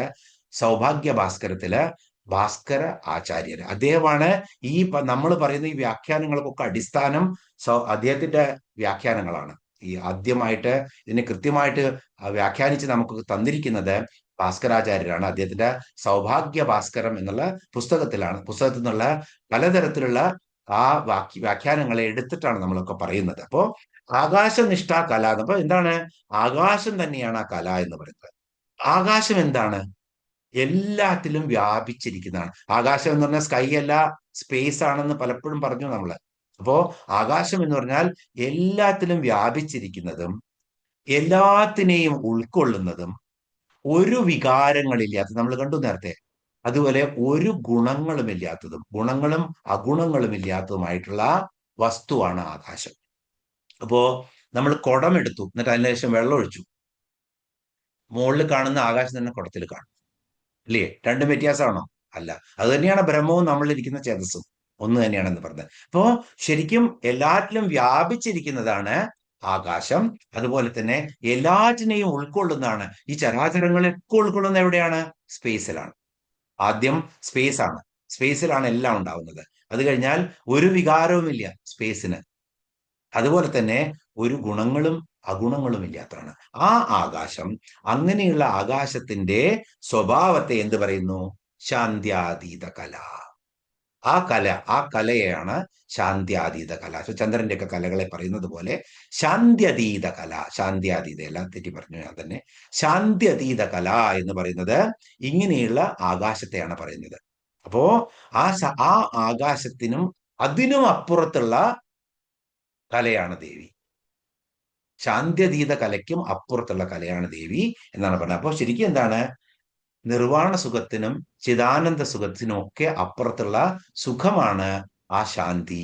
ആ ശാന്തി തന്നെയാണ് കലാരൂപമായിട്ട് ദേവിയായിരിക്കുന്നത് എന്നാണ്. അപ്പോ ശാന്ത്യാതീത കല, അത് സ്വരൂപമായവൾ ആ ദേവി, മോക്ഷസ്വരൂപിണിയായ ദേവി ശാന്ത്യതീത കലാത്മിക. ടെക്നിക്കലി മനസ്സിലാക്കേണ്ടതാണ്. പക്ഷെ നമ്മൾ ശാന്തിയാണ് എന്ന് മനസ്സിലാക്കിയാൽ മതി. അതിനും എല്ലാ സർവ്വശാന്തികൾക്കും ചിദാനന്ദത്തിനും മുകളിലുള്ളതാണ് ദേവി എന്നുള്ളത് മനസ്സിലാക്കുക. അപ്പോഴാണ് എന്താണ്? ശാന്ത്യതീത കലാത്മിക. ആ കലയായിട്ട്, കലയുടെ ആത്മാവ് തന്നെയായിട്ട് ഇരിക്കുന്നവളാണ് ദേവി. അതുകൊണ്ട് ശാന്ത്യതീത കലാത്മിക. ഇനി 160 ശ്ലോകത്തിലേക്ക് പോവാം നമുക്ക്. ഗംഭീരാഗനാന്തസ്ഥ ഗർവിത ഗാനലോലുപ കൽപ്പനാരഹിത കാഷ്ട അകാന്ത കാന്താർദ്ധ വിഗ്രഹ. ഗംഭീരാഗനാന്തസ്ഥ ഗർവിത ഗാനലോലുപ കൽപ്പനാരഹിത കാഷ്ടാകാന്ത കാന്താർദ്ധ വിഗ്രഹ. ഇവിടെ കാഷ്ട അകാന്ത എന്ന് വായിക്കണം. കാരണം കാന്ത എന്നുള്ളൊരു നാമം നേരത്തെ വന്നു കഴിഞ്ഞു. അപ്പോ കൽപ്പനാരഹിത, കാഷ്ട, അകാന്ത, കാന്താർത്ഥ വിഗ്രഹം. ഓരോ നാമങ്ങളുടെ അർത്ഥം നോക്കാം. 854 മുതൽ 861 വരെയുള്ള 8 നാമങ്ങളാണ്. പെട്ടെന്ന് നോക്കി പോവാം. ഗംഭീര. ഗംഭീരം എന്ന് പറഞ്ഞാൽ ആഴമേറിയത്. ശരിക്കും മഹാഹ്രദത്തിന്റെ ആ വലിയ സമുദ്രത്തിന്റെ ആഴത്തെയാണ്, അളക്കാൻ പറ്റാത്ത ആഴത്തെയാണ് എന്ത് പറയുന്നത്? ഗംഭീരം എന്ന് പറയുന്നത്. അപ്പൊ ഗംഭീരം എന്ന് പറഞ്ഞാൽ എന്താണ്? സമുദ്രങ്ങളുടെ ആഴം പോലെ അളക്കാൻ പറ്റാത്ത അവസ്ഥയെയാണ് ഗംഭീരം എന്ന് പറയുന്നത്. ഇവിടെ ദേവിയുടെ മാഹാത്മ്യം ഏറ്റവും ശാന്തസമുദ്രത്തിന്റെയും ഹിമാലയ പർവ്വതം വെച്ച് കഴിഞ്ഞാൽ താണുപോവും, കാണില്ല, അത്രയും ആഴമുള്ളതാണ്. അത് അളക്കുന്നതൊക്കെ എങ്ങനെയാണ്? Scientific calculation. ഇത്ര റേസ് അവിടെ പോയി റിഫ്ലക്ട് ചെയ്ത് വന്നു, അല്ലെങ്കിൽ ഇത്ര ശബ്ദ തരംഗങ്ങൾ പോയി റിഫ്ലക്ട് ചെയ്ത് വന്നു, അപ്പൊ ഇത്ര അടി ഉണ്ടാവും എന്ന് ഏകദേശം കണക്ക് കൂട്ടുക ചെയ്തത്. പോയിട്ട് നിങ്ങൾക്ക് അടിത്തട്ടിൽ പോയി ഇരുന്ന് അളന്നു വരാനൊന്നും പറ്റില്ല. അപ്പോ അങ്ങനെ അളക്കാൻ പറ്റാത്ത ആ ദേവിയുടെ എന്താണ് മാഹാത്മ്യം, അതാണ് ഇവിടെ ഗംഭീരം എന്ന് പറയുന്നത്. അപ്പോ അനന്ത ശക്തിയുള്ളവളാണ് ദേവി. ദേവിയുടെ ശക്തി ഒരിക്കലും അളക്കാൻ പറ്റില്ല. അത് വളരെ ഡെപ്ത് ഉള്ള ആ സമുദ്രത്തിന്റെ, അളക്കാൻ പറ്റാത്ത ആ സമുദ്രത്തിന്റെ ആഴത്തെ പോലെ വളരെ പവർഫുൾ ആണ്. അതുപോലെ തന്നെ അനന്തമാണ് ദേവിയുടെ ആ ശക്തി, അതുപോലെ തന്നെ ദേവിയുടെ മഹാത്മ്യം. അതുകൊണ്ട് ദേവി ഗംഭീര എന്നറിയപ്പെടുന്നു. അപ്പൊ ഗംഭീര എന്ന് പറഞ്ഞാൽ ആഴമേറിയത് എന്നുള്ളതാണ് അർത്ഥം. അപ്പോൾ ദേവിയുടെ ശക്തി എങ്ങനെയാണ്? വളരെ ആഴമുള്ളതാണ്, അളക്കാൻ പറ്റാത്തവളാണ്, അപാര ശക്തിയുള്ളവളാണ് ദേവി. അതുകൊണ്ട് ദേവി ഗംഭീര. ഓം ഗംഭീരായേ നമ. 855 ഗഗനാന്തസ്ഥ. ഗഗനാന്തസ്ഥ. ഗഗനം എന്ന് പറഞ്ഞാൽ എന്താണ്? ആകാശം. അന്തസ്ഥം എന്ന് പറഞ്ഞാൽ എന്താണ്? നമ്മൾ അന്തംഗമ്മി എന്നൊക്കെ കേട്ടിട്ടുണ്ട്. അതുകൊണ്ട് അതല്ല. അന്തസ്ഥ എന്ന് പറഞ്ഞാൽ ഉള്ളിൽ സ്ഥിതി ചെയ്യുന്ന. രണ്ടർത്ഥങ്ങളുണ്ട് അന്തസ്ഥം എന്ന് പറഞ്ഞാൽ. അന്തസ്ഥം എന്ന് പറഞ്ഞാൽ ഒന്ന് ഉള്ളിൽ സ്ഥിതി ചെയ്യുന്നത്, മറ്റൊരർത്ഥം എന്താണ്? അന്തത്തിനും അപ്പുറമുള്ളത്. അന്തത്തിനും അപ്പുറമുള്ളത്. രണ്ട് അർത്ഥങ്ങളായിട്ട് എടുക്കാം. അപ്പൊ ഇവിടെ ഗഗനാന്തസ്ഥ. ഗഗനം എന്ന് പറഞ്ഞാൽ എന്താണ്? ആ ആകാശം തന്നെ, സ്പേസ് തന്നെ. ഇപ്പൊ നമ്മൾ കണ്ടു സ്പേസ് എത്ര മഹത്തരമാണെന്ന്. ആ സ്പേസിന്റെ ഉള്ളില് സകല ചരാചരങ്ങളുമായിട്ട് അങ്ങനെ വ്യാപിച്ചിരിക്കുന്നത് ദേവി തന്നെയാണ്. എല്ലാ ചരാചരങ്ങളും ദേവിയാണ്. ആ ദേവി ഉള്ളത് എവിടെയാണ്? സ്പേസിലാണ്. അപ്പോ ആ സ്പേസ്, ചരാചരങ്ങളൊക്കെ ഉള്ളത് എവിടെയാണ്? സ്പേസിലാണ്. അപ്പൊ ആ സ്പേസിലൊക്കെ ചരാചരങ്ങളായിട്ട് അങ്ങനെ ഉള്ളില് അതിന്റെ ശക്തിയായിട്ട് സ്പന്ദിച്ചു കൊണ്ടിരിക്കുന്നത്, ആ ആകാശത്തില് ശക്തിയായി സ്പന്ദിച്ചു ചരാചരങ്ങളായിട്ട്, കോടാനുകോടി ജീവജാലങ്ങളായിട്ട് സ്പന്ദിച്ചു കൊണ്ടിരിക്കുന്നത് ആ ചൈതന്യമാണ്, ആ ശക്തിയാണ്. അതുകൊണ്ട് ദേവി ആ ആകാശത്തിൽ, ഗഗനത്തിൽ അന്തസ്ഥയാണ്. ഇനിയോ ദേവി ആ ഇത് തന്നെയാണോ ദേവി? ചരാചരങ്ങളാണോ ദേവി? ആകാശമാണോ ദേവി? പഞ്ചഭൂതങ്ങളിൽ ഒന്ന് മാത്രമാണ് സ്പേസ്, ആകാശം. അപ്പൊ ദേവി അതിൻ്റെയൊക്കെ മുന്നേ ഉള്ളതാണ്. ഇനി ആകാശം തന്നെ നോക്കിയാലോ, ഭൂതാകാശം ഉണ്ട്, ദഹരാകാശ രൂപിണി എന്ന് പറഞ്ഞാൽ നമ്മൾ കണ്ടു. ലഹരാകാശമുണ്ട്, പരാകാശമുണ്ട്. പരമാകാശം അല്ലെങ്കിൽ പരാകാശം. ഭൂതാകാശം എന്ന് പറഞ്ഞാൽ എന്താണ്? നമ്മുടെ പഞ്ചഭൂതങ്ങളിൽ ഒന്നായ ആകാശം, ഈ ചരാചരങ്ങളായിട്ട് മാറ്റപ്പെട്ടിരിക്കുന്ന ആകാശം. അതാണ് പഞ്ചഭൂതങ്ങളായിട്ട് പ്രത്യക്ഷമായിട്ടുള്ള ആകാശമാണ്. ഇപ്പൊ നമ്മളൊക്കെ അതിലൊന്നാണ്. അപ്പൊ ആ ആകാശത്തെ എന്ത് പറയും? ഭൂതാകാശം എന്ന് പറയും. ഇനി ദഹരാകാശം എന്ന് പറഞ്ഞാൽ ഹൃദയകുഹരത്തില് ഈ ചരങ്ങളുടെയൊക്കെ അവരുടെ പ്രാണനില്, ആ ഹൃദയത്തിൽ പ്രാണനായിട്ടിരിക്കുന്ന, ഹൃദയം എന്ന് പറഞ്ഞാൽ ഹാർട്ടല്ല, അതുപോലെ തന്നെ ആകാശം എന്ന് പറഞ്ഞാൽ സ്കൈ അല്ല. ഇത് രണ്ടും മനസ്സിലാക്കണം എപ്പോഴും. അപ്പോ ആ ഹൃദയാകാശത്തിലെ പ്രാണനായിട്ടിരിക്കുന്നത് ആരാണ്? ആത്മാവിലെ പ്രാണനായിരിക്കുന്നത് ദേവിയാണ്. അപ്പോ ദേവി എന്താണ്? ദഹരാകാശ രൂപിണിയാണ് ദേവി. ഇനിയോ പരാകാശം. പര എന്ന് പറഞ്ഞാൽ ശുദ്ധബോധം, ബ്രഹ്മം. പര എന്ന് പറഞ്ഞാൽ നേരത്തെ പറഞ്ഞ പരയുടെ ഒരു അംശമാണ് ശബ്ദത്തിന്റെ പര. ശരിക്ക് പര എന്ന് പറഞ്ഞാൽ ശുദ്ധബ്രഹ്മമാണ്, ശുദ്ധബോധമാണ്, ബ്രഹ്മമാണ്. അതിനാണ് പര എന്ന് പറയുന്നത്. അപ്പോ ശുദ്ധബോധത്തിന്റെ ആകാശം. ഇതൊക്കെ ആയിരിക്കുന്നത് ആരാണ്? ദേവി. ഇതിനപ്പുറവും ആരാണ്? കാരണം ഈ ബ്രഹ്മമല്ല, ആ ബ്രഹ്മം ഉണ്ടാവുന്ന അവസ്ഥയുണ്ട്. ആ അവസ്ഥയ്ക്കും അപ്പുറത്താണ് ദേവി ഇരിക്കുന്നത്. അതിനെ വിശദീകരിക്കാൻ പറ്റില്ല. അതുകൊണ്ട് ദേവി ഗഗനാന്തസ്ഥ എന്ന് പറയുന്നു. ഈ സ്പേസിന്റെ ഉള്ളിൽ സകലതായിരിക്കുന്നതും ദേവി തന്നെയാണ്. ഈ സ്പേസിനപ്പുറത്ത് ആ ബ്രഹ്മത്തിന്റെ ഒറിജിൻ ആയിരിക്കുന്നതും ദേവി തന്നെയാണ്. അപ്പൊ ദേവി ഗഗന അന്തസ്ഥയുമാണ്, ഗഗനത്തിന്റെ അന്തം അതിന്റെ അപ്പുറത്തുമാണ്. അപ്പൊ ദേവിയെ ഗഗനാന്തസ്ഥ എന്നുള്ള നാമത്തിലിരുന്നു. ഇനി 856 നാമം ഗർവിത. ഗർവിത എന്ന് പറഞ്ഞാൽ ഗർവമുള്ളവൾ. ഗർവം എന്താണ്? ഒരു തരത്തിലുള്ള അഹങ്കാരം. അഹങ്കാരം ഉണ്ടാവുന്നത് എപ്പോഴാണ്? ശരിക്കും ശൂന്യതയിൽ നിന്നും ദേവി എന്താണ് ചെയ്യുന്നത്? ദൃശ്യാദൃശ്യ വിഭൂതികളെ കൊണ്ട് പ്രപഞ്ചം സൃഷ്ടിക്കുകയാണ് ചെയ്യുന്നത്. ഒന്നുമില്ലാത്ത സ്പേസിൽ നിന്നും ദേവി ദൃശ്യാദൃശ്യ വിഭൂതികളായിട്ട് പ്രപഞ്ചം സൃഷ്ടിക്കുകയാണ്. ആ സൃഷ്ടിക്കാൻ ഒരുങ്ങി നിൽക്കുന്ന ആ ചിച്ഛക്തിക്ക് ഉണ്ടാവുന്ന രണ്ട് ഭാവങ്ങളുണ്ട്. ഒന്നെന്താണ്? ഞാൻ സ്രഷ്ടാവാണെന്നുള്ള ഭാവം. രണ്ടാമത്തെ എന്താണ്? എന്റേതാണ് ഈ സൃഷ്ടികളൊക്കെ എന്നുള്ള ഭാവം. ആ ഭാവം രണ്ടും ഒന്നാണെന്ന് അറിയുമ്പോൾ, ഈ സ്രഷ്ടാവും ഞാനാണ്, ഈ സൃഷ്ടിയും ഞാനാണെന്നുള്ള ഭാവം ഉള്ളപ്പോൾ ആ ഭാവത്തിനാണ് ഗർവം എന്ന് പറയുന്നത്. ശരിക്കും ഗർവം എന്ന് പറഞ്ഞാൽ അഹങ്കാരം തന്നെയാണ്. പക്ഷെ തുച്ഛനായിട്ട് ഒരു 5 ലക്ഷം റുപ്യ ശമ്പളം വാങ്ങിച്ചു കഴിഞ്ഞാലുള്ള ഗർവ്, അല്ലെങ്കിൽ കുറച്ച് ശക്തി ഉണ്ടായാലുള്ള ഗർവ്, അല്ലെങ്കിൽ കുറച്ച് പൈസ ഉണ്ടായാലുള്ള ഗർവ്, ഇതല്ല ഗർവ്. അപ്പൊ ഇവിടുത്തെ ഗർവ് എന്ന് പറഞ്ഞാൽ ഗർവ് തന്നെയാണ്. പക്ഷേ സൃഷ്ടാവും ഞാൻ തന്നെയാണ്, സൃഷ്ടിയും ഞാൻ തന്നെയാണ് എന്ന് വിചാരിക്കുമ്പോൾ ഉണ്ടാവുന്ന ആ പരാ അഹന്ത എന്ന് പറയും. ബ്രഹ്മത്തിന്റെ ആ ഭാവം സൃഷ്ടി ചെയ്യാൻ തുടങ്ങുമ്പോൾ നിൽക്കുമ്പോഴുള്ള ആ ഭാവമാറ്റമാണ് ഇവിടെ ഗർവിത എന്നുള്ള നാമത്തില്. ആ അഹങ്കാരത്തിനാണ് ഇവിടെ ഗർവിത എന്ന് പറയുന്നത്. വളരെ രസകരമായ നാമമാണ്. ഗർവമുള്ളവളായിട്ടുള്ള ദേവി. ഇത് അസുരനെ കൊല്ലുമ്പോഴുള്ള ഗർവമല്ല. അല്ലെങ്കിൽ ഈ ഗർവം സൃഷ്ടിക്കും സൃഷ്ടാവിനും രണ്ടും ഞാൻ എന്നുള്ള ആ ഭാവത്തിൽ ദേവി ഇരിക്കുന്ന ആ നിമിഷങ്ങളാണ്, ആ ഗർവത്തിനാണ് ഇവിടെ ഗർവിത എന്ന് പറയുന്നത്. ഇനി 857 നാമം ഗാനലോലുപ. വളരെ എളുപ്പമുള്ള നാമമാണ്. എല്ലാ സംഗീതത്തിലും ദേവിക്ക് വളരെ പ്രിയമാണ്. സംഗീത രസികയാണ്. ജയ സംഗീത രസികേ, ജയ ലീലാ ശുഖപ്രിയേ എന്നാണ് മാതംഗിയെ പറയുന്നത്, അല്ലെ കാളിദാസൻ പറഞ്ഞിരിക്കുന്നത്. അപ്പോ ഇത് സംഗീതം എന്ന് പറഞ്ഞു കഴിഞ്ഞാൽ വെറും പാട്ട് മാത്രമല്ല, വായ്പാട്ട് മാത്രമല്ല, അതിന്റെ കൂടെ തന്നെ വാദ്യങ്ങള്. എന്തൊക്കെ വാദ്യങ്ങളാണ്? ഒന്ന് തന്ത്രി വാദ്യങ്ങളുണ്ട്. എന്ന് വെച്ചാൽ വലിച്ചു കെട്ടിയ കമ്പിയില് ഇങ്ങനെ അടിച്ചിട്ടുണ്ടാക്കുന്നത് വീണ. ദേവിക്ക് ഏറ്റവും പ്രിയം വീണയാണ്. ഛവി വീണ സരസ്വതിയുടെ. അതുപോലും മൂടിക്കെട്ടിയിട്ട് ദേവി, സരസ്വതി ദേവി ഓടും ദേവിയുടെ ശബ്ദം കേട്ടുകഴിഞ്ഞാൽ നമുക്ക്. അപ്പൊ തന്ത്രിവാദ്യം, വീണ, സിത്താറ്, ഗിത്താറ്, ഇങ്ങനെ പല പല ഭാരതീയ വാദ്യങ്ങളുണ്ട് പലതും. ഏക്താര, ഇതൊക്കെ തന്ത്രിവാദ്യങ്ങളാണ്. പിന്നെയുള്ളതാണ് ചർമ്മവാദ്യം.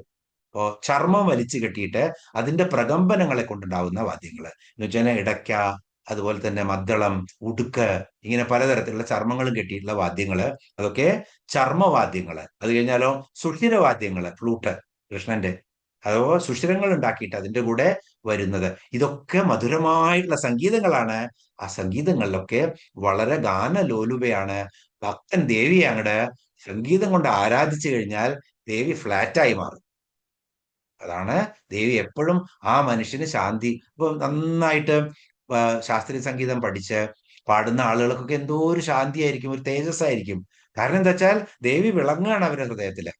അതുകൊണ്ടാണ് അങ്ങനെ സംഭവിക്കുന്നത്. ഇപ്പൊ സംഗീതം കൊണ്ട് ദേവിയെ ഉപാസിക്കുന്നത് ദേവിക്ക് അതിപ്രിയമാണ്. അതുകൊണ്ട് ദേവി എന്താണ്? ഗാനലോലുപ എന്ന നാമത്തിൽ അറിയപ്പെടുന്നു. ഇനി 858 നാമം കൽപ്പനാരഹിത. കൽപ്പന. കൽപ്പന എന്ന് പറഞ്ഞാൽ എന്താണ്? രൂപം, ആകൃതി, ഛായ, ഇതിനൊക്കെ കൽപ്പന എന്ന് പറയും. ഇതൊന്നും അല്ലാതെ മനസ്സിന്റെ സങ്കല്പത്തെ കൽപ്പന എന്ന് പറയും. ദേവിക്ക് സങ്കല്പങ്ങൾ ഒന്നുമില്ല. ഒരു ചിത്തവൃത്തിയും ദേവിക്കില്ല. അപ്പൊ നമുക്കോ ധാരാളം ചിത്തവൃത്തികളുണ്ട്. അപ്പൊ ദേവിയെ ആരാധിച്ചു കഴിഞ്ഞാൽ എന്ത് പറ്റും? നമ്മുടെ ചിത്തവൃത്തികൾ കുറഞ്ഞു കുറഞ്ഞു കുറഞ്ഞു വരും എന്ന് നമ്മൾ കണ്ടു. അപ്പൊ ചിത്തവൃത്തികൾ കുറയ്ക്കാനുള്ള ഒരു ഉപാധിയാണ് ഒരു ചിത്തവൃത്തി ഇല്ലാത്ത, മനസ്സിന്റെ സങ്കല്പങ്ങൾ ഒന്നുമില്ലാത്ത കൽപ്പനാരഹിതയാണ് ദേവി. ഒരു കൽപ്പനയുമില്ല, ഒരു ചിത്തവൃത്തിയുമില്ല, ഒരു ഭാവനയുമില്ല. ആ അവസ്ഥയിലേക്ക് നമ്മളെ എത്തിക്കും ദേവി, നമ്മൾ ദേവിയെ ഉപാസിച്ചു കഴിഞ്ഞാൽ. അതുകൊണ്ട് ദേവി കൽപ്പനാരഹിത. ഇനി രൂപം. സർവസ്വരൂപയാണ് ദേവി, സർവസ്വരൂപയാണ്. അപ്പൊ പിന്നെ രൂപയ്ക്ക് എന്ത് രൂപ ദേവിക്കുള്ള? ഒരു രൂപമില്ല. ആകൃതി. എന്താണ് ദേവിയുടെ ആകൃതി? ബ്രഹ്മം തന്നെ ദേവിയാണ്. അപ്പൊ ദേവിക്ക് ആകൃതി ഒന്നുമില്ല. ഛായ. ദേവിക്ക് നിഴലും ഇല്ല, രൂപമേ ഇല്ല, പിന്നെ എങ്ങനെ നിഴലുണ്ടാവണത്? അപ്പോ ഒരു കൽപ്പനയും ദേവിക്കില്ല. അതുകൊണ്ട് ദേവി ഇനി ആജ്ഞ എന്നുള്ളൊരു അർത്ഥമുണ്ട് കൽപ്പനയ്ക്ക്. ദേവി സർവേശ്വരിയാണ്. ആരും ദേവിക്ക് ആജ്ഞാപിക്കാൻ ആരുമില്ല. അതുകൊണ്ട് ദേവി കൽപ്പനാരഹിതയാണ്. കൽപ്പന എന്നുള്ളതിന് രൂപമെന്നോ ആകൃതിയെന്നോ ഛായ എന്നോ മനസ്സിന്റെ സങ്കല്പമെന്നോ ആജ്ഞ എന്നൊക്കെ അർത്ഥം കൊടുത്തോളൂ. ദേവിക്ക് സർവ്വരൂപയാണ്, സർവ്വസ്വതന്ത്രയാണ്, ബ്രഹ്മസ്വരൂപിണിയാണ്, യാതൊരുവിധ ചിത്തവൃത്തി ഇല്ലാത്തവളാണ്, സർവേശ്വരിയാണ് ദേവി. അതുകൊണ്ട് ദേവി കൽപ്പനാരഹിത. ഇനി 859 നാമം കാഷ്ഠ. അപ്പൊ രണ്ട് നാമങ്ങൾ കൂടി നമ്മൾ പെട്ടെന്ന് തീർക്കും. ഈ ശ്ലോകം തീർത്തു വെക്കാം നമുക്ക്, കാരണം തിരിച്ചെടുക്കുമ്പോൾ ഈ അർത്ഥങ്ങളൊക്കെ പറയാൻ ബുദ്ധിമുട്ടാവും. കാഷ്ഠ. കാഷ്ഠ എന്ന് പറഞ്ഞാൽ ഇവിടെ പല അർത്ഥങ്ങളും ഉണ്ട്. അതിനകത്ത് നമ്മൾ രണ്ടർത്ഥങ്ങളെ കുറിച്ച് ഇവിടെ പറയുന്നുള്ളൂ. കാഷ്ഠ എന്ന് പറഞ്ഞാൽ സമയത്തിന്റെ ഒരു യൂണിറ്റിനാണ് കാഷ്ഠ എന്ന് പറയുക. ശരിക്കും 18 നിമിഷങ്ങൾക്കാണ് ഒരു കാഷ്ഠ എന്ന് പറയുന്നത്, അല്ലെങ്കിൽ 5 ക്ഷണങ്ങൾക്കാണ് ഒരു കാഷ്ഠ എന്ന് പറയുന്നത്. 18 നിമിഷം എന്നെടുക്കാം നമുക്ക്. അപ്പോ ഈ കാഷ്ഠ, ആ കാഷ്ഠയ്ക്ക് ആ ദേവി തന്നെയാണ് ആ സമയത്തിന്റെ യൂണിറ്റ് ആയിരിക്കുന്നത്. ഇനിയോ ഇവിടെ കലാകാഷ്ഠാതിരൂപേണ പരിണാമപ്രദായിനി വിശ്വാസ്യോപരതൗ ശക്തേ നാരായണീ നമോസ്തുതേ എന്നാണ് ദേവി മഹാത്മ്യത്തിലെ നാരായണീ സ്തുതിയിൽ പറയുന്നത്. കലയും കാഷ്ഠാതിരൂപേണ. അപ്പൊ കല എന്ന് പറഞ്ഞാൽ എന്താണ്? ചന്ദ്രന്റെ കല, അതും സമയത്തിന്റെ ഒരു യൂണിറ്റ് ആണ്.